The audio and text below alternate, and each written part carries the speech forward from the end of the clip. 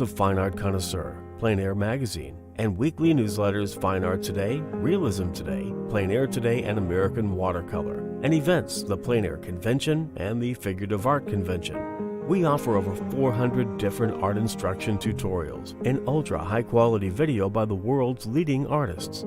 If you like what you see, help us support our artists and our team with your purchase. Each video aired has a special discount code for today only in the comments section with a link to the video offered. And to see everything we do, or if you want to receive notice of new releases, new products, and new events for artists, simply click the other link, which says, "See everything we do." Thank you. Hi, I'm Eric Rhodes with Fine Art Connoisseur and Plein Air magazines. I'm always on the hunt for the best artists to do videos, people who have something that can really help us learn and grow. One of the things I discovered about Mark Fehlman is because of his architectural background, he has implemented design systems in making paintings that make his paintings rock, and they will make your paintings rock too. I thought you'd like to see a little segment from this video.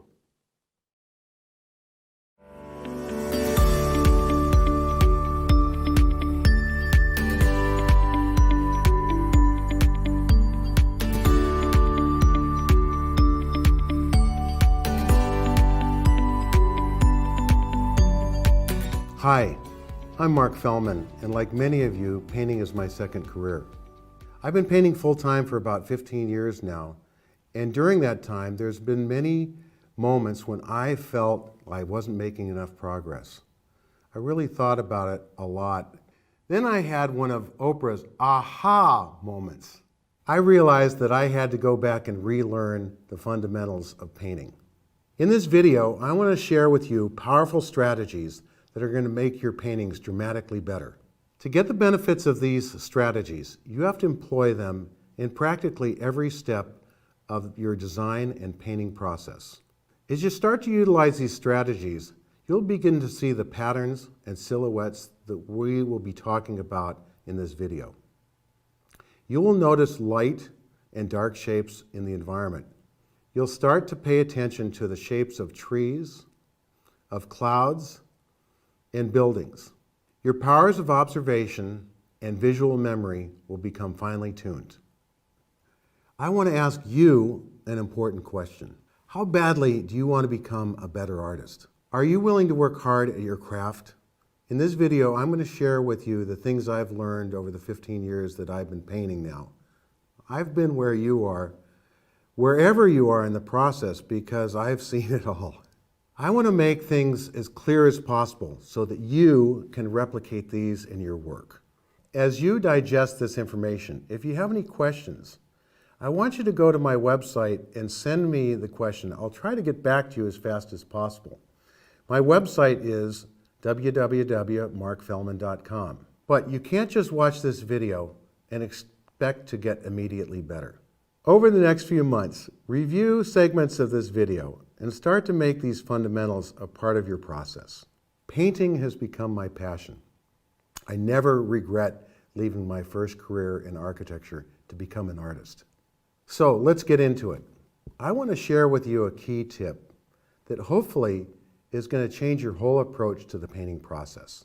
It's rarely talked about, but if you embrace this, it's going to make the price that you paid for this video one of the best investments you've ever made. I've found that the secret to creating a powerful painting, are you ready for this? A powerful painting is 75% preparation and 25% painting process. Rarely do we think this way. Let me say that again. 75% is in the preparation. That includes studies, the concept drawing, the color theory, the fundamentals that you utilized to get ready to paint. For a long time, I thought preparation was putting on my apron, putting the photographs on my computer, laying out my paint, and putting the canvas on the easel. But it's really a lot more than that. I believe that great work is built. Think of it like a building. The process is long. When a developer wants to build a building, they have to go through a long process. They acquire the land. They hire the architect to do the plans. They hire a contractor to build the building. and then he gets a permit. They grade the land, they put in the foundation, and raise the steel. All that is the 75%. The 25% is the exterior skin of the building, the interior design, the lighting, the landscape. Without the well-executed 75%, the 25% will never be successful. Of course, I look at it this way because I'm an architect. And I do think this way. I'm very biased about it. But I think it's a good metaphor for you to understand how important the 75% is. So, great work is designed and built using sophisticated tools like value, shape, color, and painted surface. All these go together to create a skillfully designed puzzle that is a visual delight to the eye of the viewer. I liken this to a magic trick. Have you ever looked at a close-up magic trick? They call it a sleight of hand. You could look at that magic trick over and over again and not figure out how he did it. What I want to do with you in this video is I want to show you step by step how that trick's done. And I want you to do each step of the trick.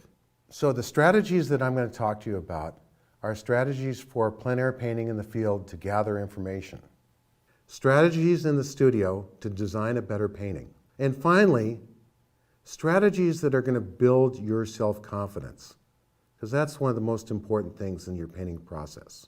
Listen, this isn't rocket science. You can do this by building one step at a time. All right, finally, strategy number one. I want you to explore what other artists are doing. First of all, when you're in a workshop, I'm going to tell you a little secret. One of the best learning processes that you can go through is step away from your canvas during the class and go look at the work of others. You're going to learn so much from the people around you. Take a moment to look around at the work of others.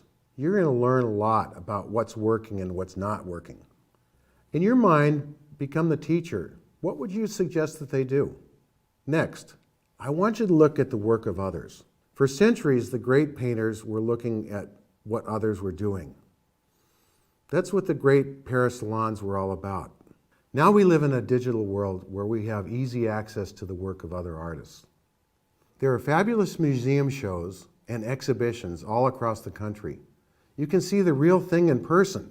There are so many sources to look at other people's work, whether it's Facebook, Instagram, videos, digital magazines, etc. I found Pinterest is one of my best sources for images as well as a great filing system.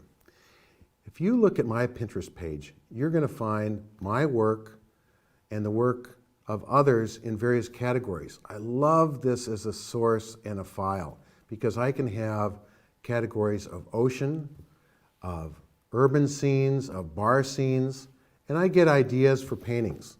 Facebook and Instagram are a great way to get images and also to follow your friends. I love to see what people are doing as they travel around the country, painting, participating in invitationals, and seeing how that work came out. It's a great way of keeping track. The next idea I want to share with you is subscribe to magazines. There's some great magazines out right now. Plein Air magazine, which I happen to be on the cover, and I'm very proud of it. Fine Art Connoisseur, Western Art Collector. These are all great magazines. And one thing I do is after about 3, 4, maybe 6 months, my wife will tell you 7 months, I like to take the great images out of the magazines and put them in these scrapbooks so that I can keep looking at other images. I just learned so much from the different perspectives that people use in painting their painting, their coloring, and their dark and light patterns. Here's my scrapbook that I have for landscape. I'll take this on the road with me, and after painting at night, I love to look through these images to see what other artists, and especially my friends, are doing. When I was working with my teacher, Leela Hardy, One of the fundamental questions that she asked me was, if you could paint like one artist, who would it be? Just like your father would ask you, what do you want to be when you grow up? I want you to have a design vision for your work. Here's another idea.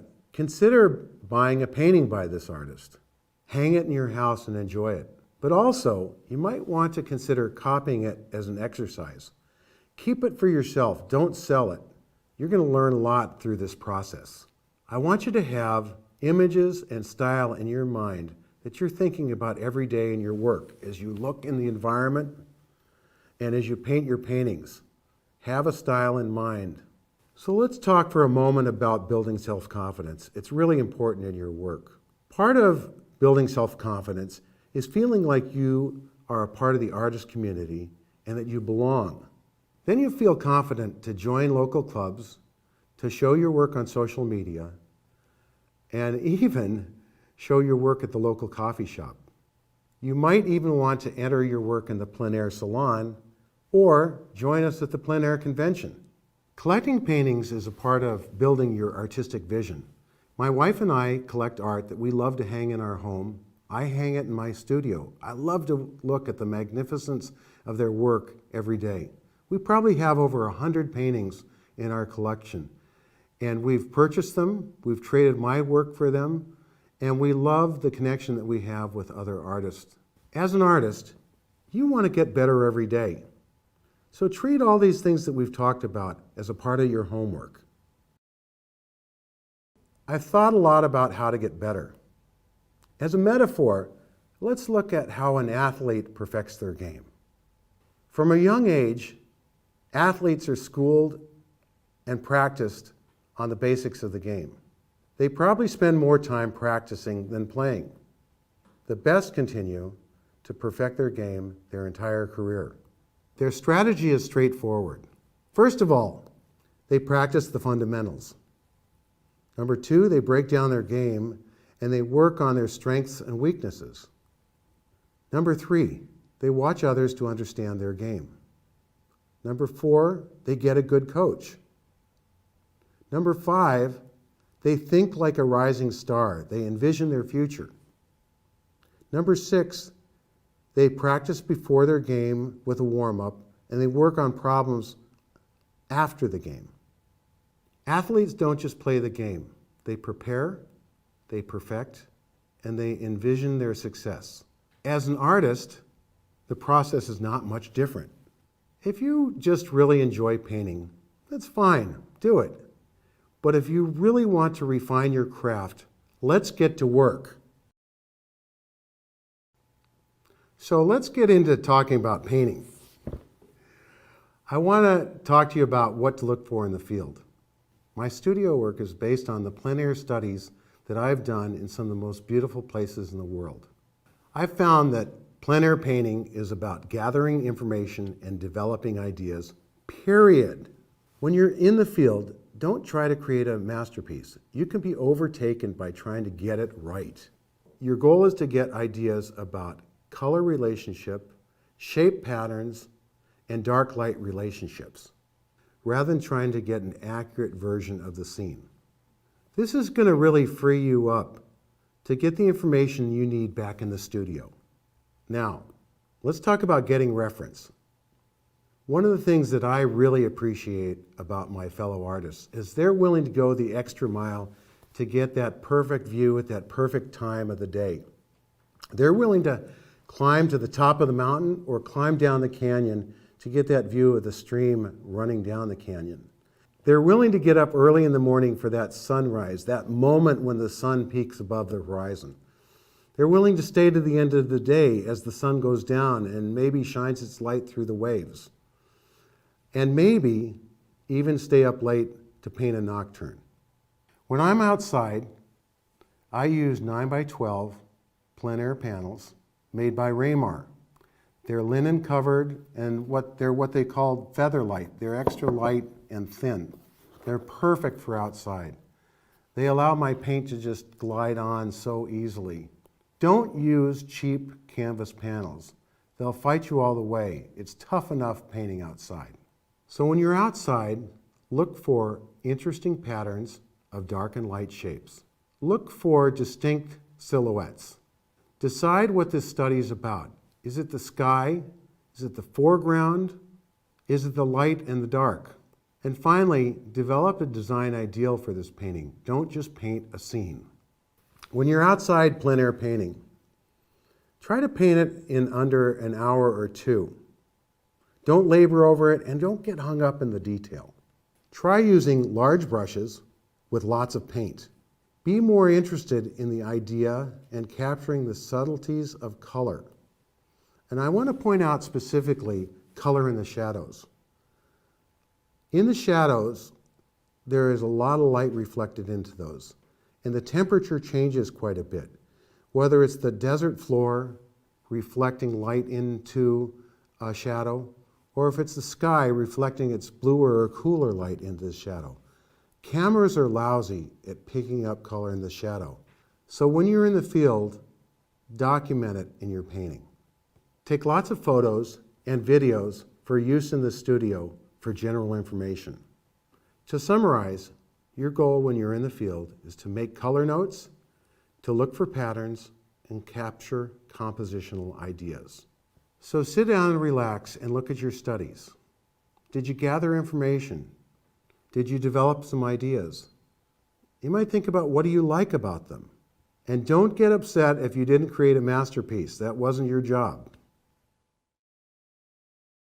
Okay, let's move on to composition. I believe composition does all the work and color gets all the credit. To understand this idea, let's consider some of the work of the great black and white photographers. They were able to create masterpieces using only composition, value, and shapes. A strong painting is usually based on a strong compositional diagram, and the diagram is really the backbone of the painting. It is this underlying structure that holds everything together. Without a basic structure or organizing idea, the painted image will feel weak and unorganized. The works of Shakespeare created iconic storylines that have been used for centuries. The classic storylines like good versus evil, with good winning out and living happily ever after, is certainly one of the most used. Think of Romeo and Juliet, they're star-crossed lovers who ended tragically. You see these storylines over and over again in the movies. The same can be said about paintings. As you know, the great artist Edgar Payne identified several compositional diagrams that will provide a strong foundation for your painting. The magic lies in the ability to weave the compositional diagram into the composition so that it's strong but not obvious. I like to use one of 4 compositional diagrams. I use the S-curve, the steelyard, the cross, and the diagonal. So first, let's talk about the S-curve. I love the S-curve because you can find it in most landscapes. When you're out looking for plein air subject matter, we always are drawn to a meandering path, a coastline that curves, or the edge of trees that have an S pattern. This is probably the biggest go-to pattern outdoors. Steelyard is the second diagram. It usually balances a large object with a small object in an offsetting balance created by the horizon.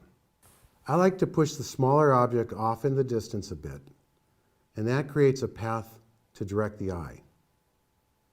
Similar to steelyard, there's the cross. This is basically a high horizon or a low horizon with a vertical shape at the 1/3 point on the right or left-hand side of the canvas. The pattern is perfect when you want to emphasize something like a sailboat, a tree, or maybe even an interesting object. And now, moving on to the diagonal pattern. It's really great when you're trying to paint mountains or canyons. The pattern is dynamic, especially when you use several diagonals going in different directions. You'll work with these patterns so much that you're going to start seeing them wherever you look. Learn to look for patterns each day, whether you're in your neighborhood or driving across country. So I want you to get out some photographs and a sketchbook. And we're going to go through some of these photographs and try to look for compositional diagrams that we've talked about. When you're looking at your photograph, feel free to move things around, crop, and resize elements. This is a painting, not a historical photograph.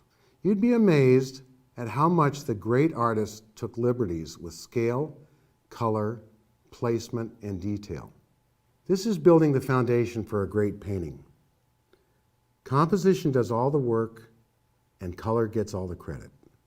When you first have a photograph, consider cropping it to a place where it's close to the compositional diagram that you want to create.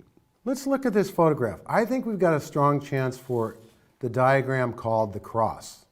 In the photograph, we've got the horizon in the middle, but we could crop it so that there's a low horizon, and we've got this beautiful sailboat in the foreground.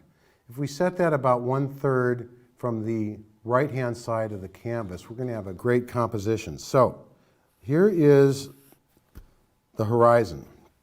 And let's just draw a sailboat. This doesn't have to be perfect. I'm just trying to diagram this out for you and create the sail right there.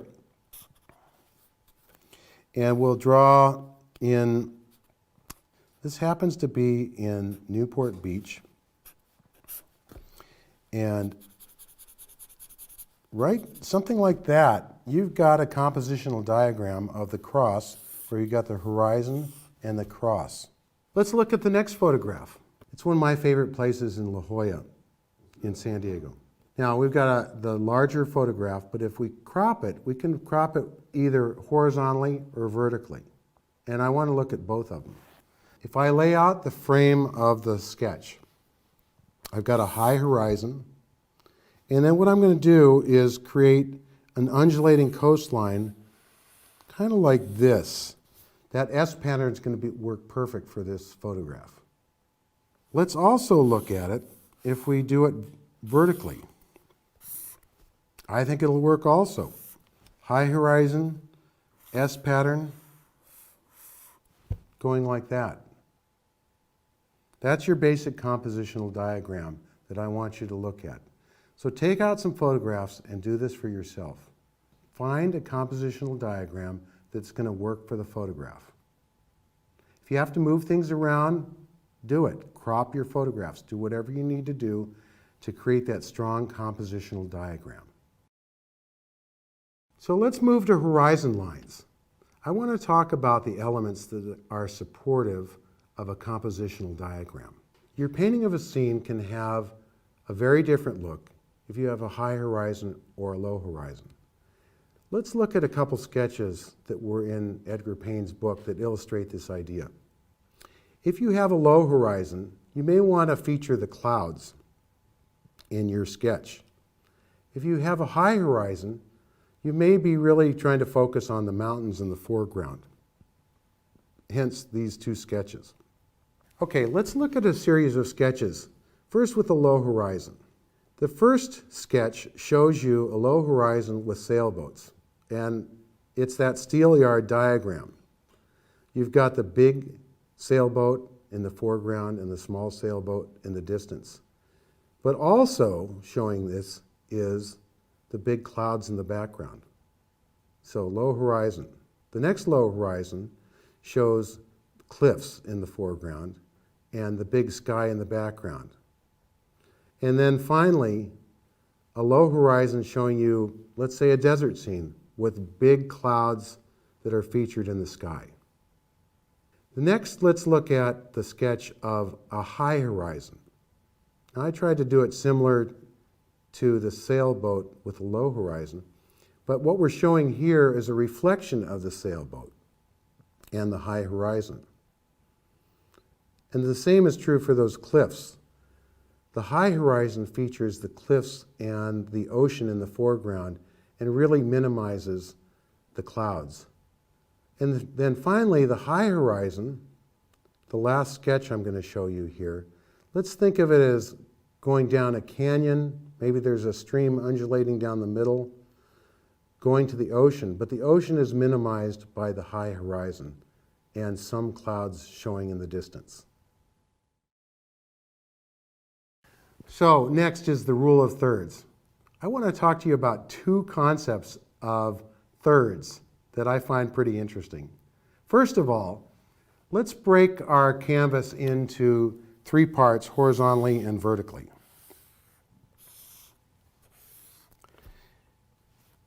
We'll do it in thirds, vertically and horizontally.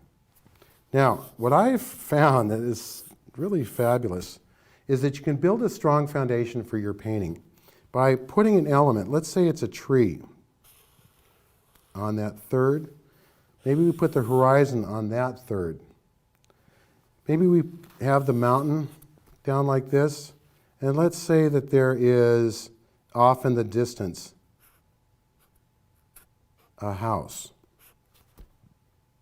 By putting these elements on the thirds, you create a foundation for a strong painting. Then let's say we add the S pattern in, and we'll take it behind the tree and come like this. So we've got, say, a road coming down. Right there you've got a great composition that I think would easily be a strong painting. Let's do another one.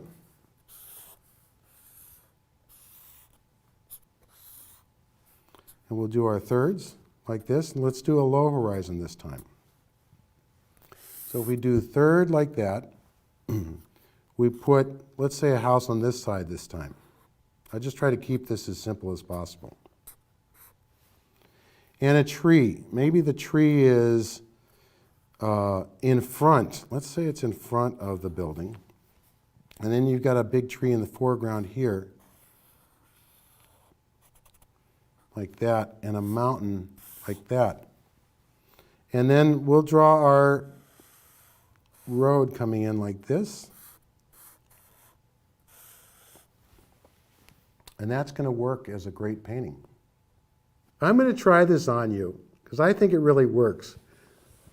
I love telling jokes, and if I use the Johnny Carson rule of 3, it's usually successful. What this rule says is that you have to have the setup, the misdirection, and the surprise to really get people to laugh. I think the same thing is true with paintings. I think what you want to do is invite them into a painting, walk their eye around, and then have something that's really interesting, a focal point or a point of interest at the end of the trail. So this helps build the composition, it gives direction for the eye, and it gives a payoff at the end of the trail, the surprise or the focal point. Very important to building composition. In this photograph in Catalina, I want to illustrate my point. You walk into this photograph down this esplanade. You have the trees leading up to the casino at the end and the bright light white building at the end of the path. I think it follows this rule of thirds, the Johnny Carson rule of thirds. In my work, I always try to simplify my composition as much as possible. I like to try to break the composition up into 5 great shapes. So let's just try this on for size. I've got 5 shapes that are cut out of construction paper, and I want you to think of these shapes as solid like construction paper. First of all, I've got the ground. I've got the mountain. So that's pretty straightforward. Let's say I want to add a tree. I can put that tree there.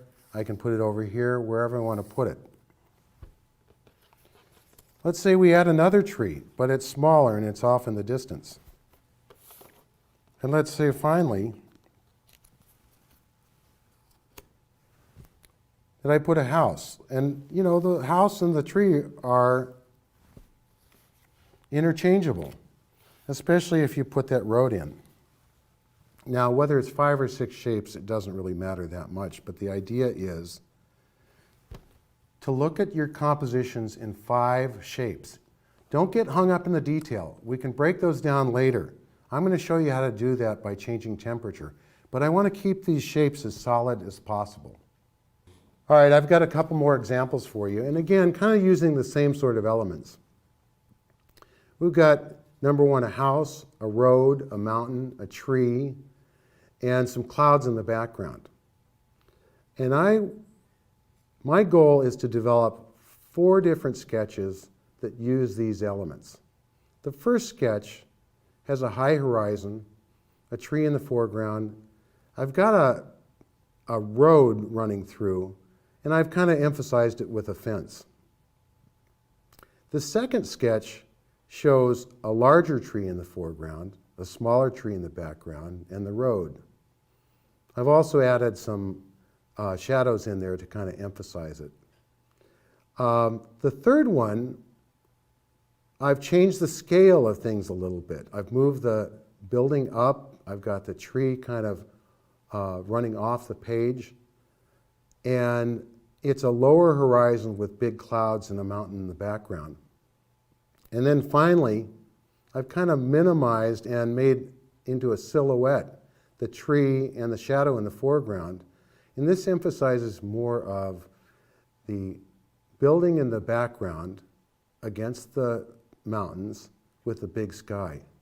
So I'm using 5 shapes in 4 different ways to express a completely different feeling with each sketch.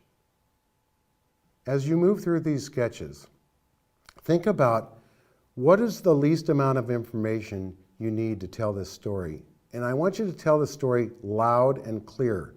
Keep it simple and straightforward. Don't get hung up in allegiance to the photograph. Create a good composition. I can't stress enough, do what it takes to make a great painting. If it takes moving things around or making things taller, do it. Just work solely on composition. Last 2 short little items here. Make sure you create a path of travel.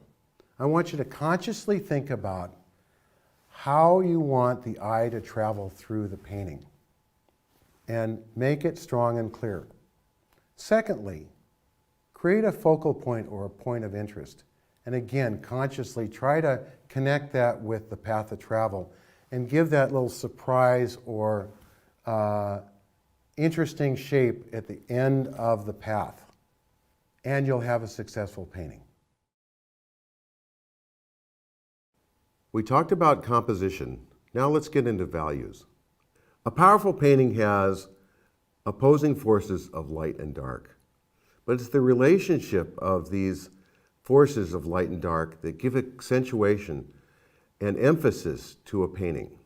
But they can't be in balance with each other. Let's try the rule of thirds and create 2/3 dark and 1/3 light, or vice versa. Here's the way Edgar Payne diagrams it. The first diagram shows a castle on a hill. It's got the castle really as a silhouette with the sky as the light shape. The second one has the dark sky and light castle, so it really accentuates the castle. But interestingly enough, between the two, you get accentuation of that castle form in 2 completely different ways. The second 2 show mountains. This just shows a simple view of the mountain, let's say in the morning time. By afternoon, the sun has come up and is shining brightly on the mountain. The shadows are minimized and the light is maximized. In the 5th diagram, it's a bright day. We've got 2/3 light on the trees, in the sky, on the ground, and just some minimal shadows on the tree and on the ground. And then by the end of the day, we've got a little bit of light on the tree, and it's mostly dark, so it's 2/3 dark. So you can see in each of these diagrams, you can have the same scene, and just by lighting it differently, you can have a completely different effect. I have a strict rule for myself.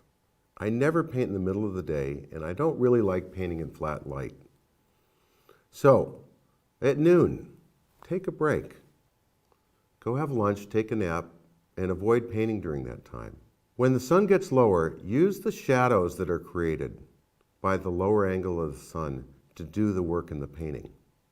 To understand this 1/3, 2/3 concept, take out your sketchbook And then like we did before, get out some photographs and let's do some value sketches. I'm going to draw for you just the 2/3, 1/3 concept. And what I'm talking about, let's say a horizon line's right here. And we're just going to draw a simple tree right here. If we do 2/3 light and 1/3 dark, that would look a little bit like an idea like this. Okay? But let's say that I also wanted to consider the same scene as 1/3 light, 2/3 dark. I might maybe create a mountain here, and let's get the tree larger. And I do something like that. So I'm trying to conceive of the first scene as two alternatives. One is 2/3 light, 1/3 dark, and the second is 2/3 dark and 1/3 light. It just gives you some alternatives, especially when you're in the field, where you can consider, would it be better to go either direction? You're going to find that if you work with this idea enough, you're going to start seeing it in the environment. And you're going to see enough in the environment that you may be able to just adjust things like we talked about, the 1/3 and 2/3, where possibly, let's say you add a shadow in the foreground, or you create a dark silhouette of a tree.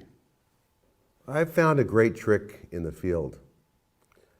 I use my camera on my phone really to take photographs of a scene and get ideas. But also, I want to tell you about an app that I really like called See Value.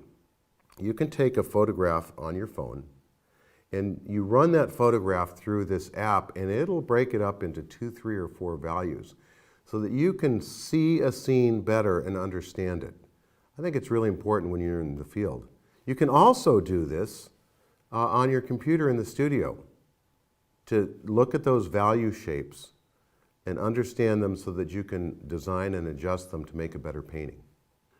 Let me show you 3 different photographs that I've run through this See Value app.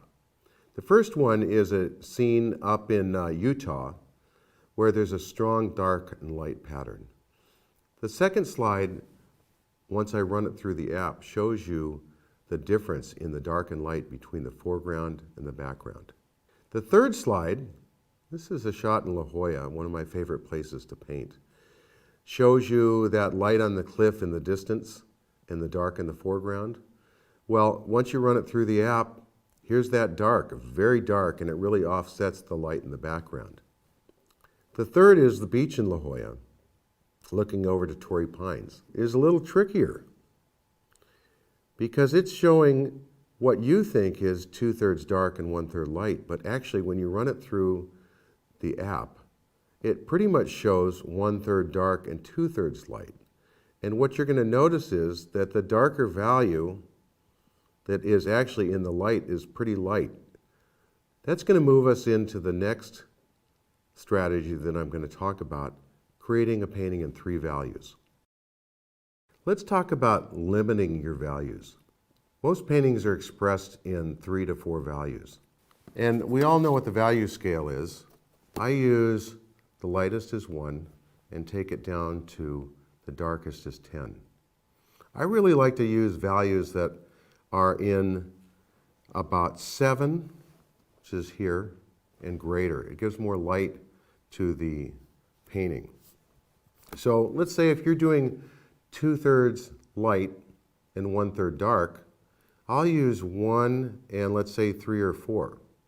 And that actually showed it up in that last photograph that I showed you where we had 2/3 light and 1/3 dark.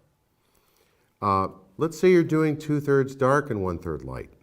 I'll use 7 and say 6, or 8 and 6, and maybe 3. So I'm splitting those values. You might need one more value, let's say a highlight or a really dark spot, but try to keep that value minimized. Now, for the same composition, as we showed before, try to do an alternative. If you're naturally drawn to one, try the other just to mix it up a little bit.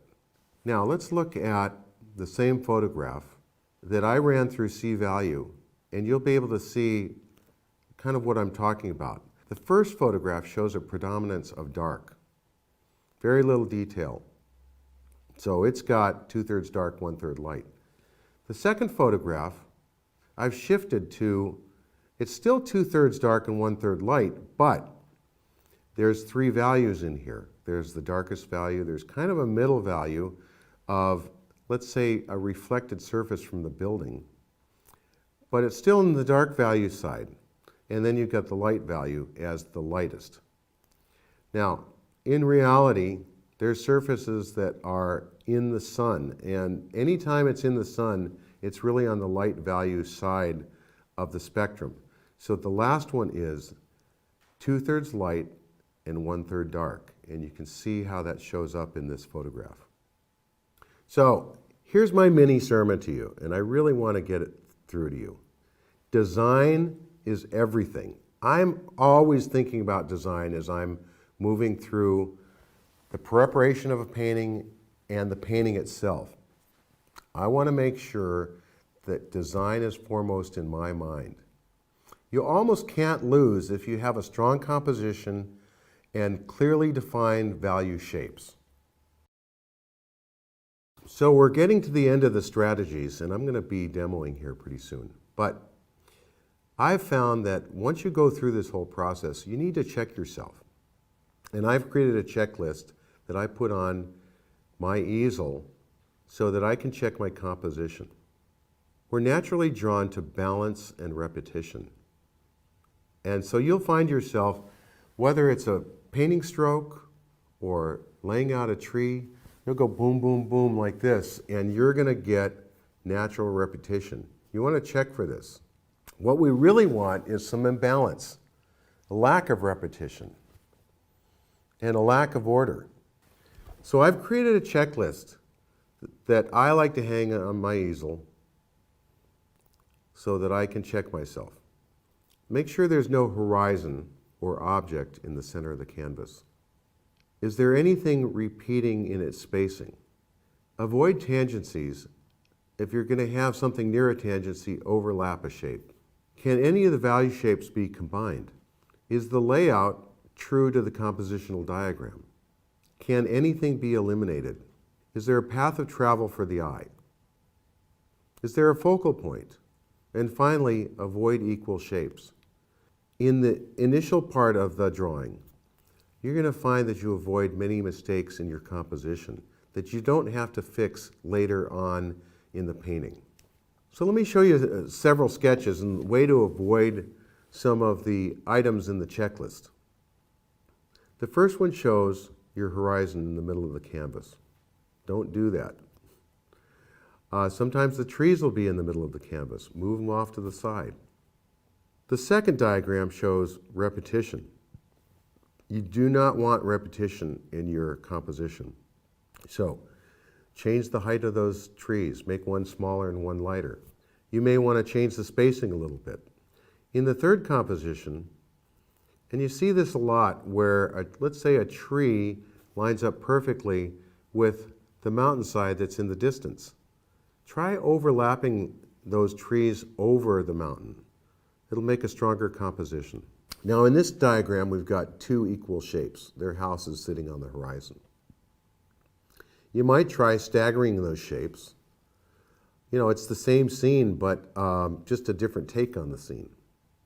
In the next diagram, I want to show you how to deal with a tangency. Let's say it's the sun or the moon coming up behind a mountainside. Overlap those shapes. Don't have a tangency. Here's another possible for overlapping. Let's say it's those trees. Put one overlapping the horizon and put one overlapping the hillside. The next one is, if you can combine some shapes, maybe it's not 3 trees set in a row, but you're combining those trees to make one larger, more interesting shape. And the last, at the end, make sure that you've got a good path of travel for the eye and a focal point. When I'm in the field, I take a lot of photographs. We've got, 80,000 photographs on our computer. What I found is if I take a general photograph, then I can get a lot of interesting paintings out of that photograph merely by cropping. So I'd like to show you a series of photographs to give you an idea of what you can do. Don't just take a picture of the scene. Let's create a cropped photograph that takes you miles down the road with your compositional idea. The first one is of the countryside. It shows a path, a nice meandering path winding down the hillside with a high horizon. But I can crop it to a low horizon where it emphasizes the sky and the silhouette of the trees more. I can increase the height of the horizon and make a longer path. So with just the same scene in the photograph, I've got 3 different compositional opportunities here. The next one is of a sailboat. So you see the horizon right in the middle of the photograph. Remember we talked about that's a no-no. So pick one or the other. The next one shows the high horizon with the sailboat about 1/3 from the left of the frame of the photograph. The next photograph is one you might take when you're out along the bay and you see this beautiful little boat sitting here.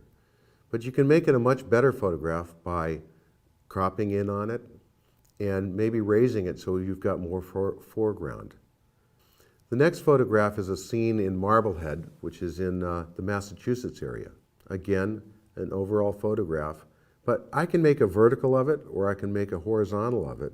I can still capture the same scene with a different format. The next is an estuary in California, looking through the trees to this beautiful view in the back. But if I just go barely to the right, I can see a scene that has this diagonal composition with the estuary in the background. The next photograph shows you a series of houses in a bay. Beautiful place. And I can crop it in different ways. But I can also, in the last photograph of that group, I can darken the house in the foreground and create a predominance of light in the background. The last scene is in Rockport, Massachusetts. It's called Motif 1 because it's probably been painted more than any other place in at least the eastern United States. And I'm trying to show you here how I'm walking around this red building to see what is the best angle, what's the best composition that I can use to paint this building. And this is very similar to what I typically do. I walk all around and see where's the light best, what's the best composition. Do I want to put something in the foreground like this lift for lobster traps that will show scale? Or do I want to show boats? And how many boats do I want to show? So when I get back to the studio, I take my sketches and I take these photographs. And one of the efforts that I go through is to look at my photographs of a scene and crop photographs to see if I can get an interesting composition. In addition to cropping, I use Photoshop to add elements to a scene. So I like to take a scene like this one in Utah, and I want to add some scale figures to it. Using Photoshop, I can squash the picture, I can take elements and add them to the picture, I can increase the size of the photograph. I can do lots of things with Photoshop, and if you get a chance, I use Photoshop Elements. It's very simple to use, and it's very worthwhile in your design of your composition. So my last section is about drawing. I can't emphasize enough how much drawing is important to your effort, but it's not for the reason you think. And I'm going to talk about 3 different ideas here. First of all, draw to develop ideas. It's doodling. We all like to doodle, but make it productive doodling. I once went to the studio of Dan McCaw, and he showed me some books of his doodles. This guy sits around for an hour at night and doodles ideas for the next day. They're nothing specific, but he develops ideas that are compositions. My good buddy Jim Woodark also does the same thing. That's how he develops ideas. Draw to configure a scene. Designing. When you draw a scene, you really start to understand a scene. You understand where things are, where the horizon is, where trees should be or where they could be if you design them. So you're drawing to develop these ideas that we talked about earlier of 1/3 dark, 2/3 light, or vice versa. And finally, draw to understand what you're looking at. I took quite a few figure drawing classes, and I really found them helpful in landscape because in a figure drawing class, you have to really understand the relationship of things. You understand the gesture line, how thick things are, where a position of a head is, and it made me look carefully at the figure to be able to understand what was going on. I found the same thing to be true in drawing landscape.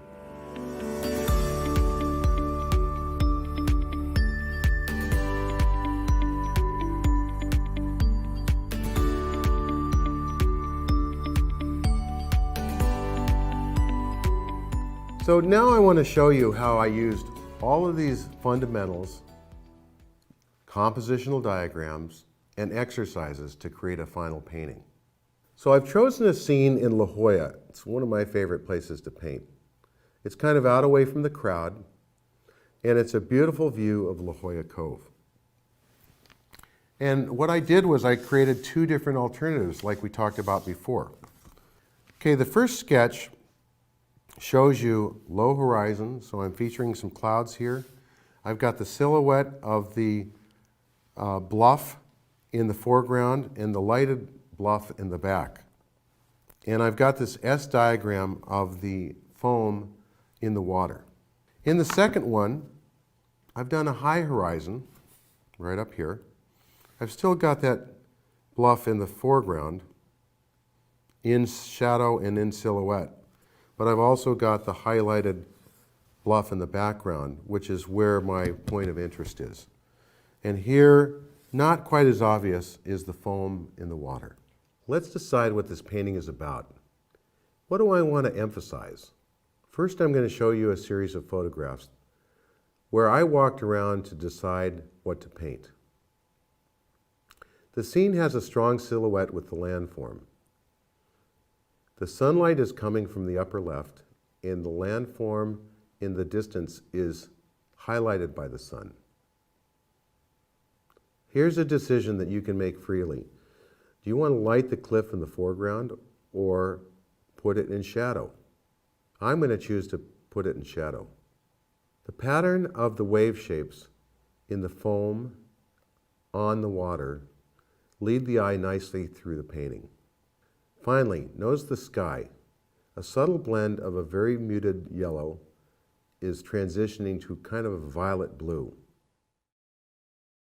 So next, which of the diagrams do you think is going to fit best with this? And I'm going to go to my sketchbook and start drawing this for you. I think the compositional diagram that's going to work best for this painting is the S-curve. It's probably something like this, where we're going to take the S and we're going to wrap it around like that. Secondly, do we want to do a high horizon or a low horizon? I showed you two possibilities in my sketches. Let's explore both of them. So if we have a high horizon, and let's say that we're going to start putting our cliff in. I'm going to go to my 1/3, 2/3 here. I'm going to put the first cliff in like this, and I'm going to put the second cliff in, let's say about here. And I have my high horizon, and here's that S-curve coming through here. That feels pretty good. But I do want to look at an alternative. What if I have a low horizon? I'm going to put my cliff in like that. I'm going to put the second cliff in like that. and that S curve coming in like that. So I've got two different options here. One is about the ocean and the foam running through it. The second is probably more about the sky. I could do some big clouds in here. I could do whatever. I could even emphasize the height of these cliffs so it's a little bit more dramatic. But I think what I'm going to do is I'm going to pick this one for my painting. So the next thing we talked about was creating 5 great shapes, and I want to do that in this composition. And we'll see if we can do it in those 5 shapes. We're going to start out with the first cliff, which we decided we're going to go like that. That's number 1. We've got number 2 back here with a bluff that's going to be highlighted with the light. We have the shape of the water here, so that's 3. We've got 1, 2, 3. And we've got the foam running through it, which is 4, and we've got the sky. So that's 4. And we've been able to simplify this composition down into 5 great shapes. All right, next thing we want to do is look at thirds. So let's look at the 2 diagrams, and we're going to swap the darks and the lights and see how this works. So we take the first alternative, and I'm going to do 2/3 light and 1/3 dark. We'll do the cliff dark, and we're going to do the water dark, and I'm going to just hatch that so that you get the idea of the dark. So we've got 2/3 dark, and granted, this is the darkest dark, and this is probably a value of about 6. And then the light of the sky, the cliff, and the foam. Now, the other possibility is we're going to make a dark sky.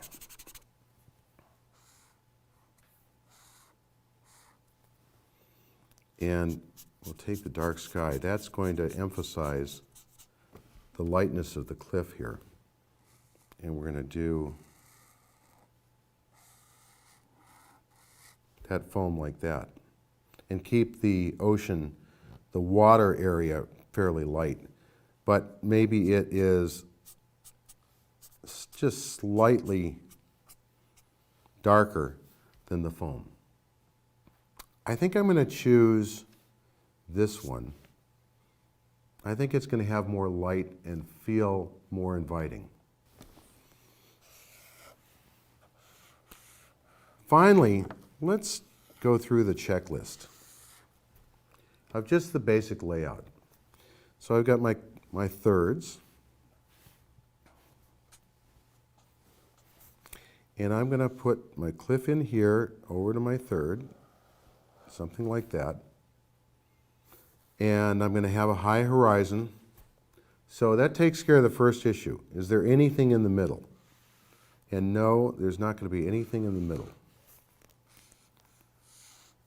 Secondly, I want to make sure there's no tangencies. So I want to make sure that the cliff is overlapping the horizon. I want to make sure that this cliff, which is the silhouette, is not touching anything, and it's not. It actually is running off the canvas, which is going to be great. I've got this cliff. We'll make it maybe a little bit higher, so that's a little clearer. I don't want this line running into, say, this line, okay? So it's going to go like that. This is not running into either this or this. These are both running off the page, so they're going to be strong. Next, we're going to make sure that the value shapes that can be combined are combined. I think all these are pretty much separate, and they're pretty much interesting shapes. We'll do a few things like there's going to be some trees up on top here, so that'll make that shape a little more interesting. I'll probably fool around with the foam a bit. Maybe I'll add some rocks out in here. But again, I'm trying to make sure nothing is repeating. Is the composition diagram true to the one we started out with, the S? I think this is going to work. This is kind of an S pattern also, so it's really fairly strong. We haven't gotten away from that S pattern. Can anything be eliminated? I don't think so. We've got 5 great shapes here. I think this is going to work just fine. Is there a path of travel for the eye? Yeah, there is. This path of travel runs through here, also runs through here. And I think when I do the painting, what I might do is create a really great wave here, splashing on some rocks that are coming out this way, and give you something at the end of the path of travel for the eye. Is there a focal point? Yeah, I think we're going to try to get that as the focal point there.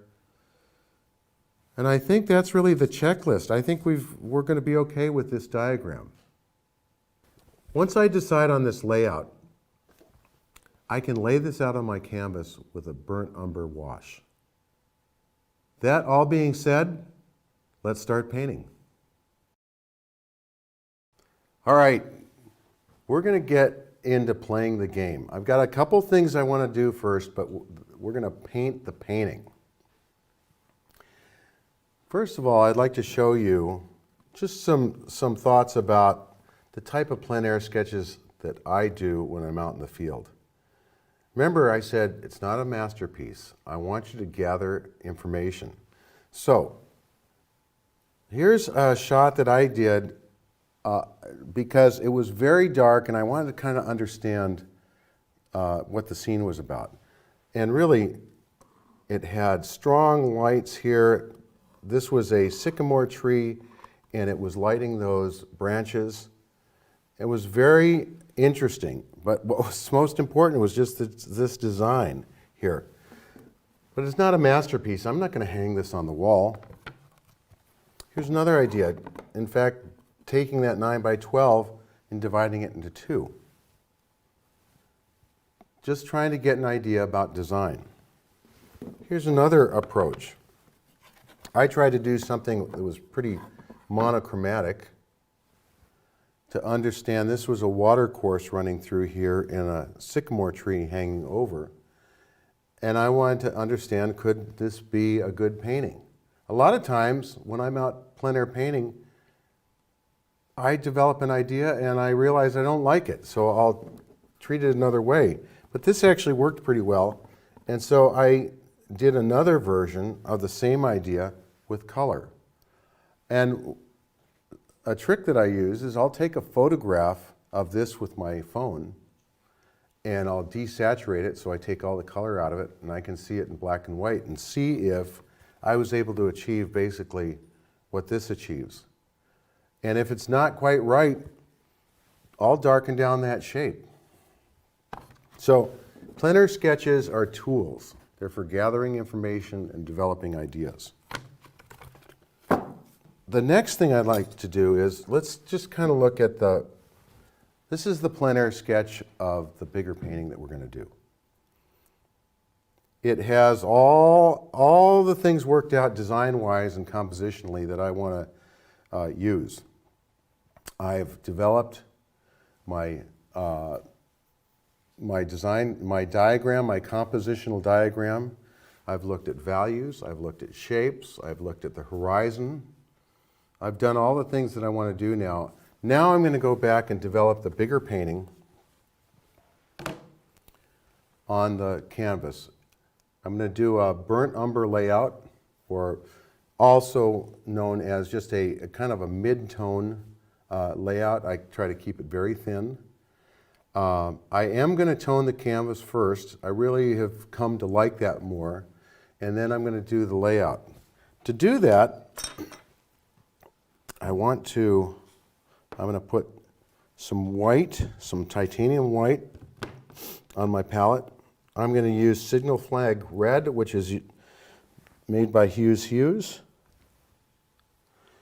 And actually, Gamblin makes this, but Deborah Hughes was the person who designed the colors.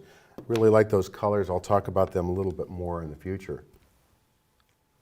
And then I've got this Anchor Green, which is kind of a muted green. And I'm going to mix those together also to get kind of a tone on here. And I want to keep it really thin, so I'm going to get it on there. Maybe I'll do a little more yellow. I want it to brighten up just a little bit here.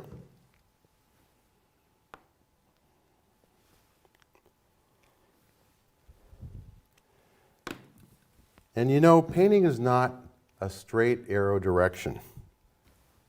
You move back and forth, you test things out, you make sure that you keep looking at it, stepping back. I like to step back so that I can judge, am I going in the right direction?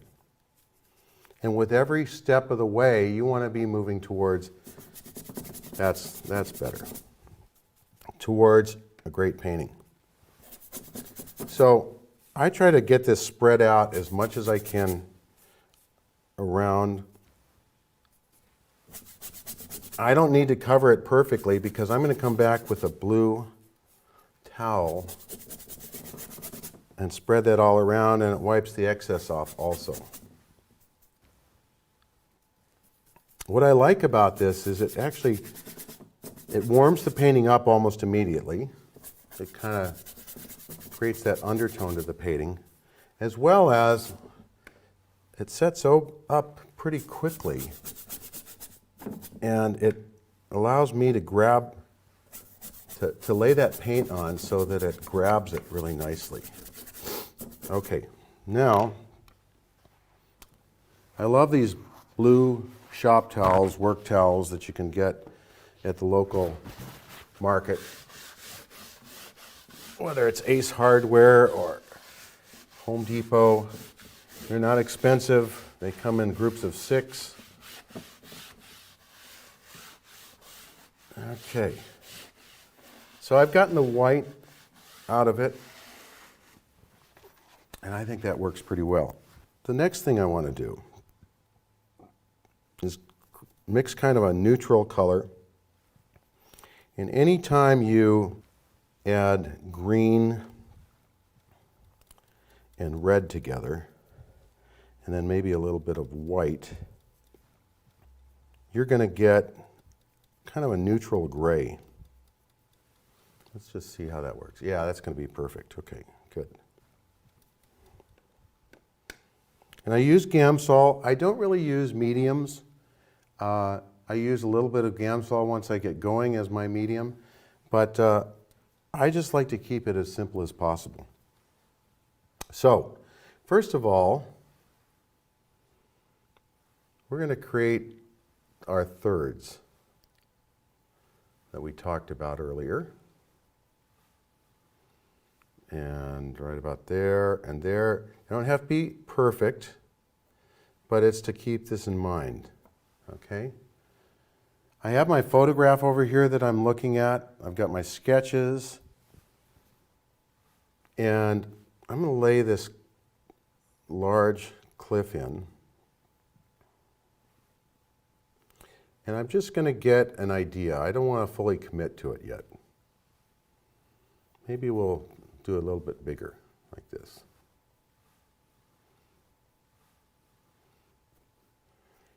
And just try to get some interesting shape ideas going on. All right. Then I'm going to put this cliff right about here.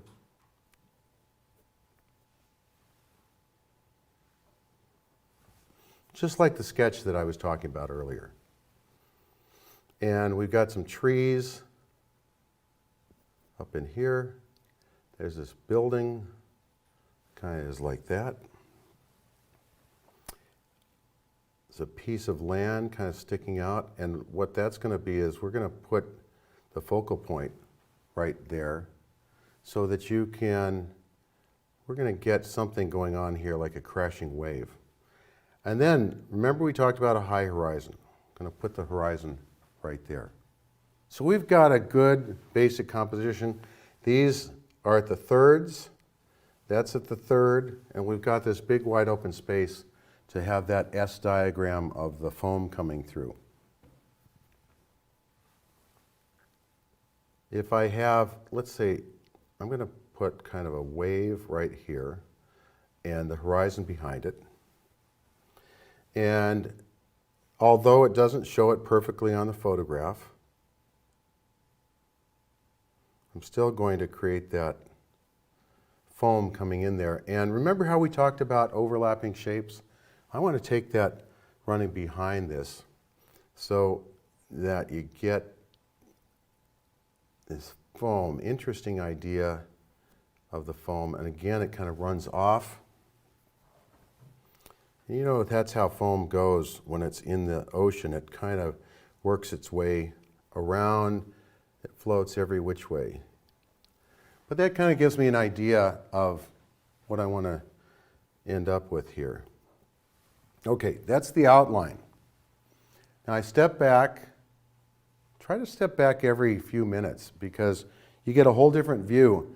Also, I'll tell you, in my studio, off behind me, I have a big mirror on a stand so that I can easily look in the mirror, look back at the painting.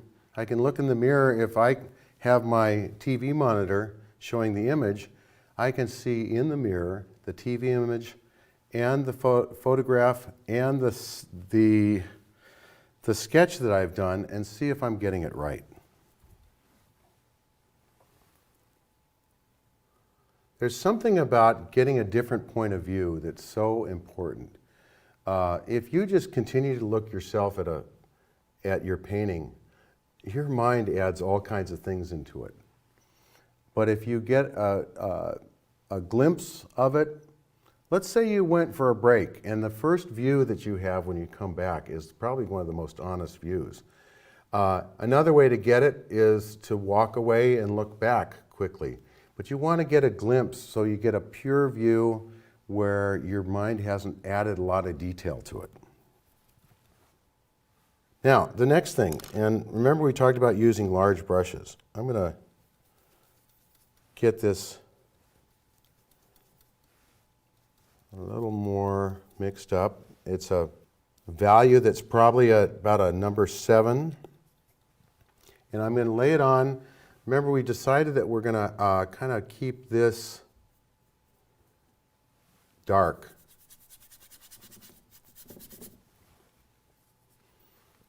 In the foreground. And when I'm scrubbing, I try to go on the side of my brush. I'll talk about brushes a little bit later on. And I'll change the temperature a little bit. I'll add a little color in there just to get something going on that's interesting. But let me stress, let's keep it nice and thin. That way you can make changes easily just by merely wiping it off, and I'll show you how I do that. This is going to be everything that you translated through compositions, your drawing, your photograph, cropping, all of that. This is where the rubber meets the road. And so you want to get this as accurate as possible so that you feel really comfortable about it when you get to the color stage of this. This should read almost as a finished painting when I'm done with the burnt umber layout, that it's got the values exactly the way I want it. The shapes are exactly the way I want it. And I don't have any tangencies. I've overlapped things. I've done everything that we talked about in the fundamentals early in the video. And I'll tell you, I've got a friend of mine who's a great artist who spends a whole day doing this. He lays it out, he stands back, thinks about it for a while. It's almost annoying how much time he spends. But this guy is a great painter, and so I think it's really important, per his direction, to think a lot about these angles of the shapes of shadows. See if that works, because you know, if you get it right, this thing's going to paint itself. It makes it so much easier. We've got this cliff, and the cliff goes like this. Shadows go like that. And you know, here's an interesting decision point that I'm going to make. I want this to jump out and jump off the page. So even though in the photograph the shadow goes over here, I think I'm going to cut this shadow right here so that the light is really accentuating the silhouette of this cliff. I'm going to create a 90-degree right there. So I'm going to thinly add in that shadow, and I might even add a little bit of lightness to this so that it starts stepping back a little bit.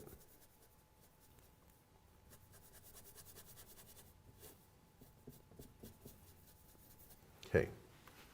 See how that drops back from here, and I can make this come a little bit forward.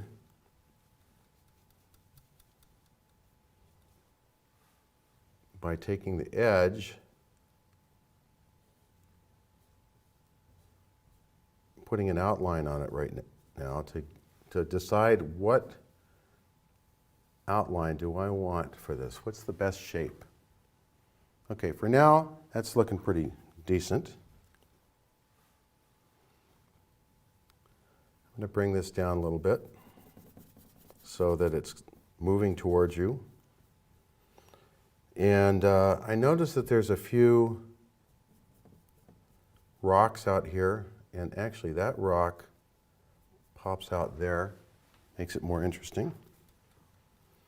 And out in here, there are some rocks. And I heard someone say one time, the way to paint rocks is to make them look like you really get hurt when you fall on them.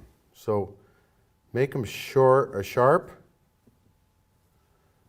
make them different shapes, and we're going to carve those shapes as we go through this. Keep them thin, okay?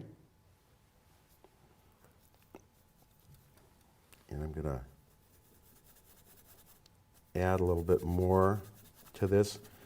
When you paint this thin, it really gets sticky, and so when you lay something on later, it holds even better.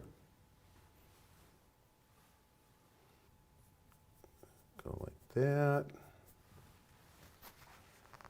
And I'm going to tell you, there are times that I'm going to make mistakes in this, as we all do.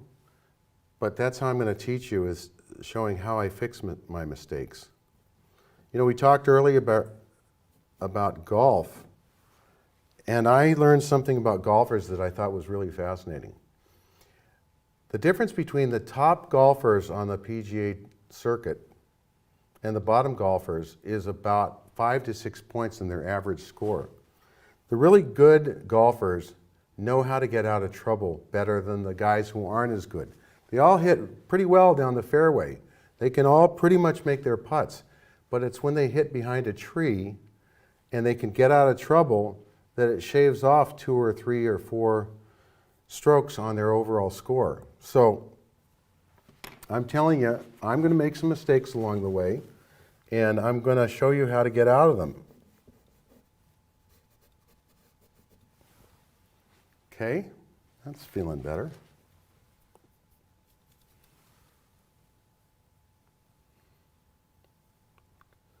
There's a few little rocks over here that I want to emphasize, but here it's just the bottom of that cliff. So we've got kind of some shapes that are a little ragged over here and a nice smooth edge that will hit this larger shape coming in.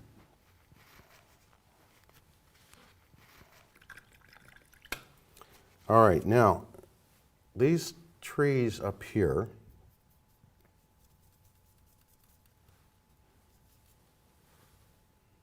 and I'll lighten those down a little bit.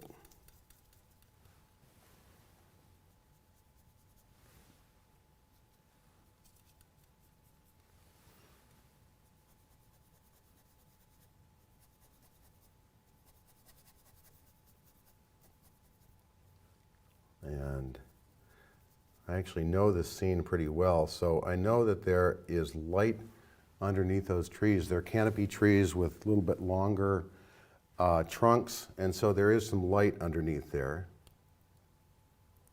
And it kind of goes down like that.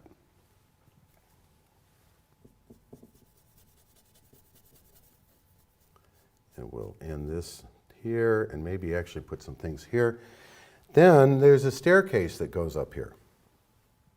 And we'll just kind of indicate that because it is a darker value and it has something to do with the design. And eventually we're going to take that up there. But it's light. All right. Then I want to do start getting a color of this water in here. Now you may wonder why I'm not doing this in blue. I really want you to see the burnt umber layout or the medium value layout and judge whether those values are working.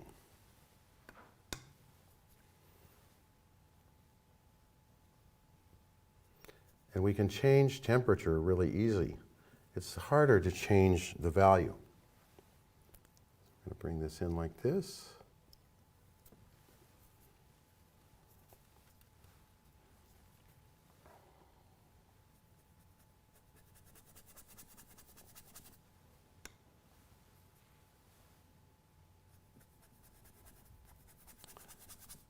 You know how we talked before about the black and white photographers? Well, this is kind of it. This may be even older with the sepia tone photographers. They had those rich colors of those sepia tones. And they're wonderful to look at. I even take some of my black and white photographs and run them through the sepia tone filter just because it gives such a rich character to it. So that's what I'm trying to do here is create basically a value sketch that's a sepia tone.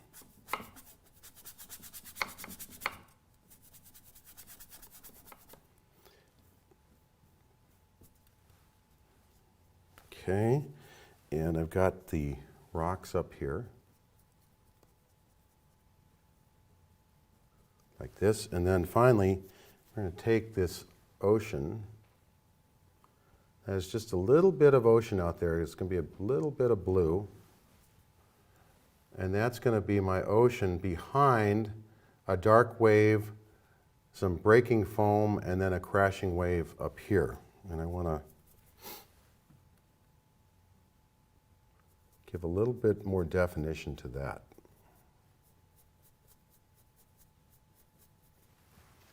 Okay, let me step back now. And that's feeling pretty good. Now let's try,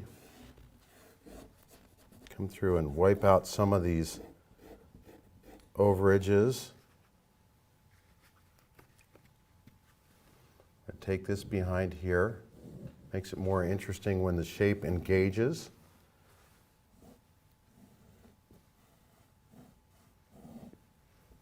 Take this out like that.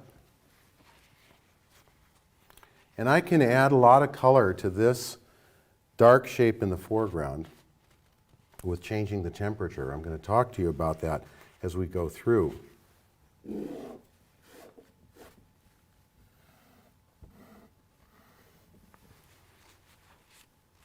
All right, so I've got an overall approach to this.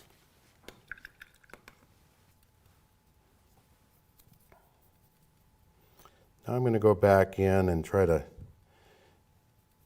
tighten these up a little bit.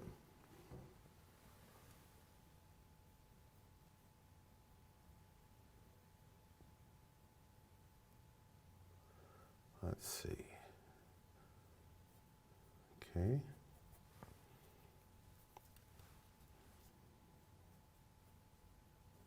Comes down like that.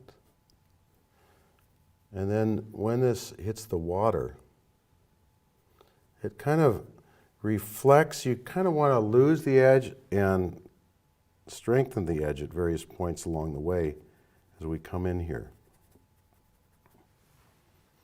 And again, I'm thinking about design. I've got this photograph of the place that I'm painting, but at some point I kind of let that go and paint the design. Everything that I'm adding to this is to make a better design.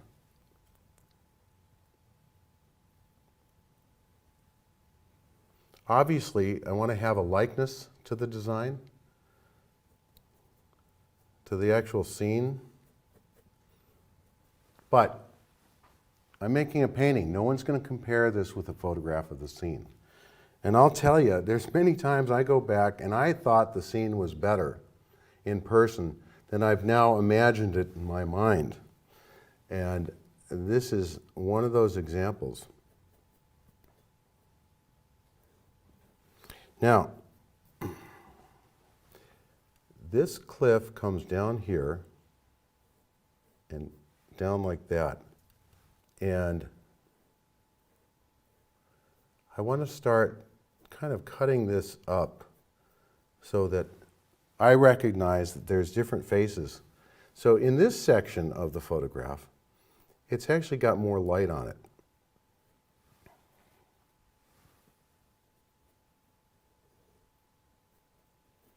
And if you notice my brushwork, what I'm trying to do is put big, broad strokes that are really shapes on here.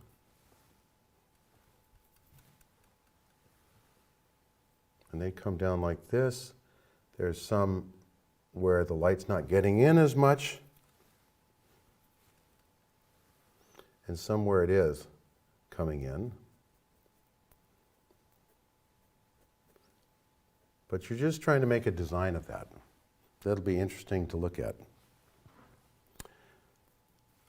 Up front here, I want to recognize that there's these flat faces down here. There's these edges like that.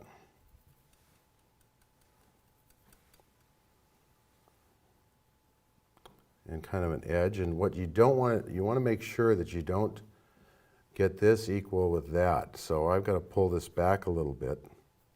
And then you get worried about 1, 2, 3. So be careful in how you size these different shapes. This comes up like that. There's several dark shapes kind of underneath this little protrusion. And along the way, there are some shapes like that. This is all about shapes. You're creating shapes in different values, and all those shapes go together to create a powerful painting.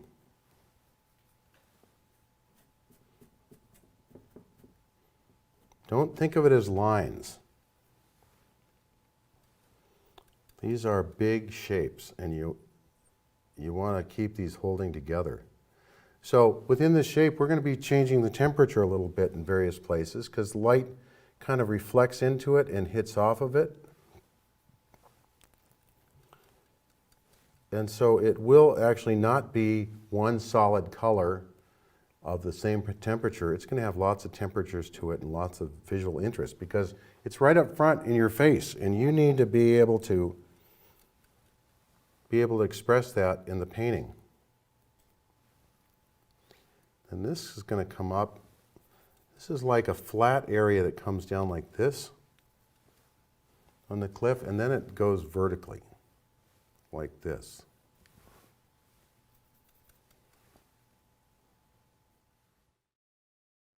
Hey, would you like to win a beautiful painting worth almost $3,000? We've got a beautiful Joe McGurl plein air study that he's done of the sunset in Maine. It's gorgeous. If you want to have an opportunity to win it, go to paintinggiveaway.com. Just put in your email. That's all you've got to do, and you only need to enter once. We'll be giving away the prize at the end of May. Go to paintinggiveaway.com.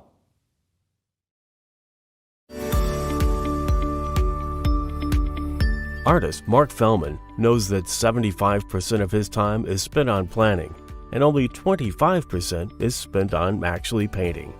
Now, he's going to show you how better planning leads to better paintings as he demonstrates his proven theory and design strategies for powerful paintings. If you're willing to do a bit more work up front, you'll find yourself progressing through your paintings with more confidence that the end result will be just as you envision. And Mark is the perfect coach to show you how to work efficiently and effectively so the planning phase becomes enjoyable for you. In this video, I want to share with you powerful strategies that are going to make your paintings dramatically better. To get the benefits of these strategies, you have to employ them in practically every step of your design and painting process. From there, Mark puts it all into action. Follow along and see how his solid plan supports each phase as he demonstrates a beautiful seaside painting done from a plein air sketch, photo reference, value, and composition sketches. Design is everything. I'm always thinking about design as I'm moving through the preparation of a painting and the painting itself. I want to make sure that design is foremost in my mind. Mark will show you from start to finish how to visually communicate a place so full of beauty that you felt the call to paint it. We talked about what an athlete does to get better. He's got to work on things every day. It may not be the same thing, but maybe one day it's brush strokes. Another day it's working on composition diagrams. Another day it's looking at alternatives for dark and light shapes and how those work together. These are the fundamentals that are going to advance you in your career and in your drive to be a better painter. Available on DVD or digital to view on your computer, tablet, or smartphone. Design Strategies for Powerful Paintings with Mark Fehlman is available right now.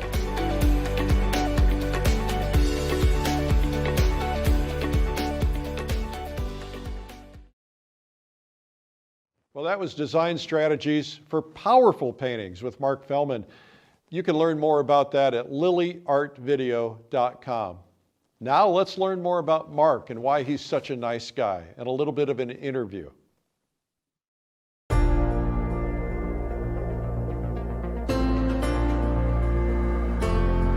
Hi, I'm Eric Rhodes, publisher of Fine Art Connoisseur and Plein Air magazines. Today I've got a great guest, artist Mark Fehlman. Mark, welcome.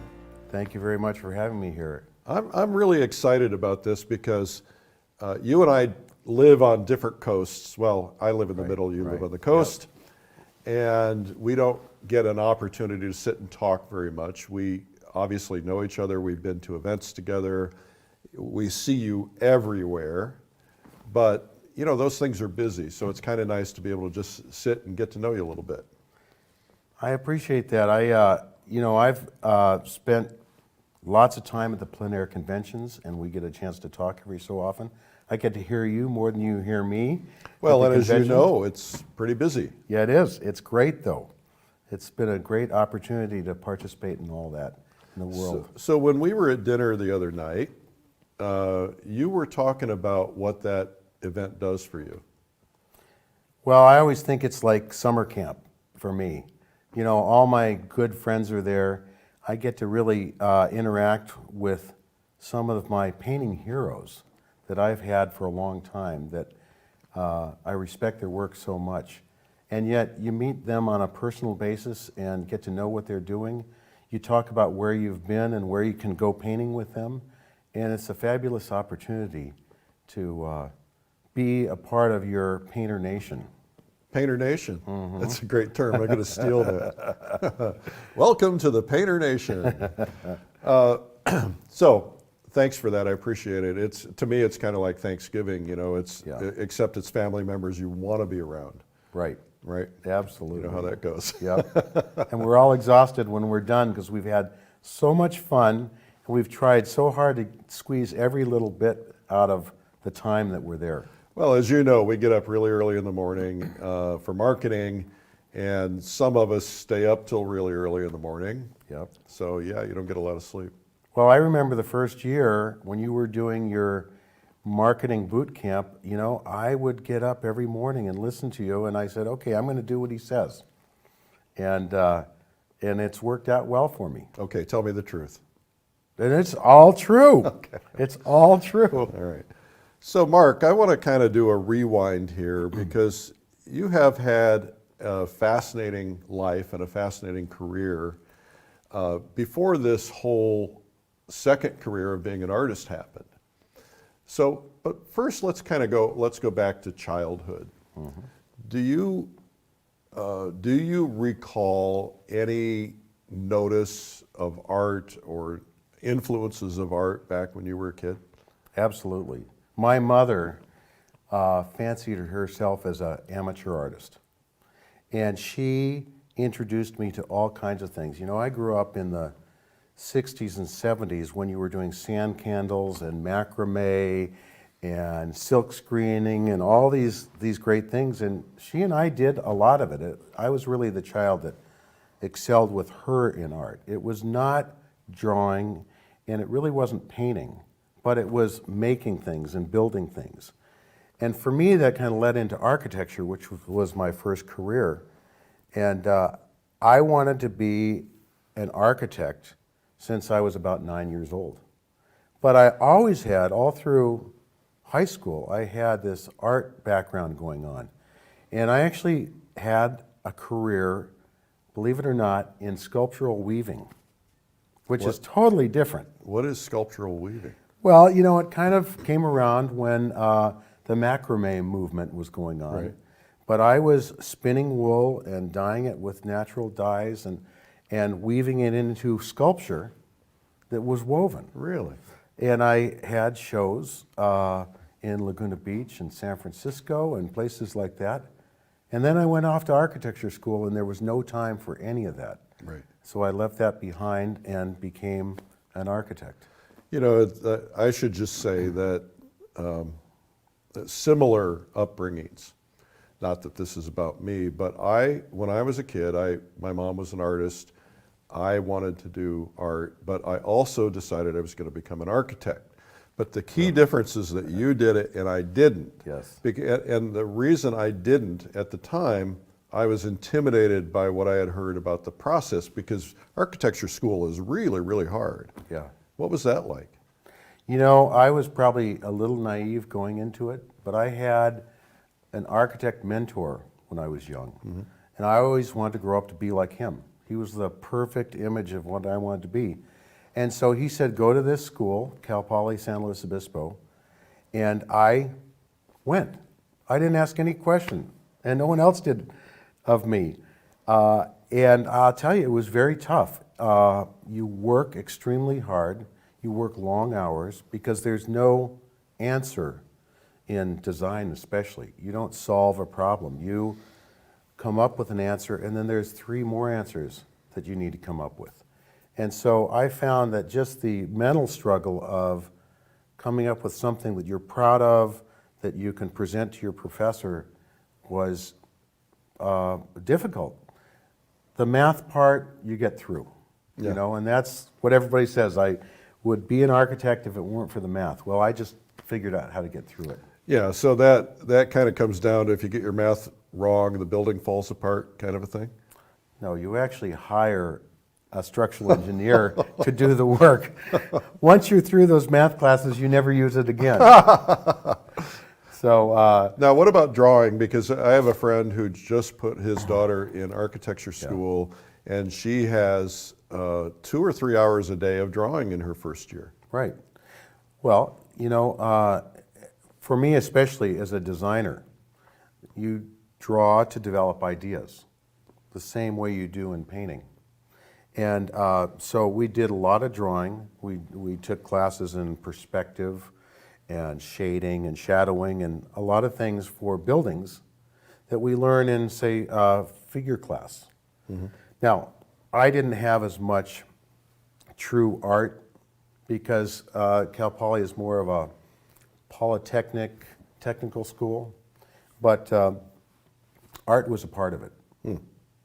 You know, I wonder, you know, today in the architecture schools, I thought they'd only be doing drawing on iPads and Macs and things like that. Yeah. But, and when I asked about that, they said, well, the reason we want these people to draw is because they have to meet with a client. They have to be able to sit down and render out a drawing and say, is this what you want? This is what you have in mind? Right. Did you find yourself doing things like that? Absolutely. You know, the whole process of convincing a client that this design is right for them, but also getting good input from them, because I always believed that I couldn't come up with the perfect solution on my own. I needed input from the community as well as the client, and I would bring it all together to inform the design.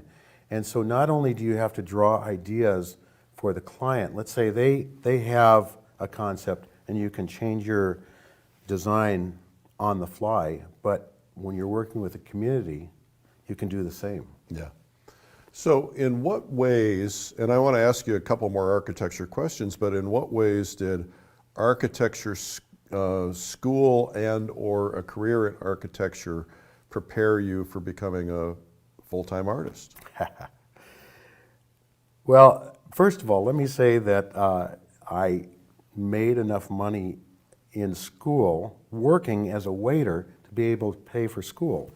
And I always thought that everything I learned as a waiter taught me how to be a good architect, because you had to multitask and you had to work with different parties all at the same time. You had to keep people satisfied, all those sorts of things.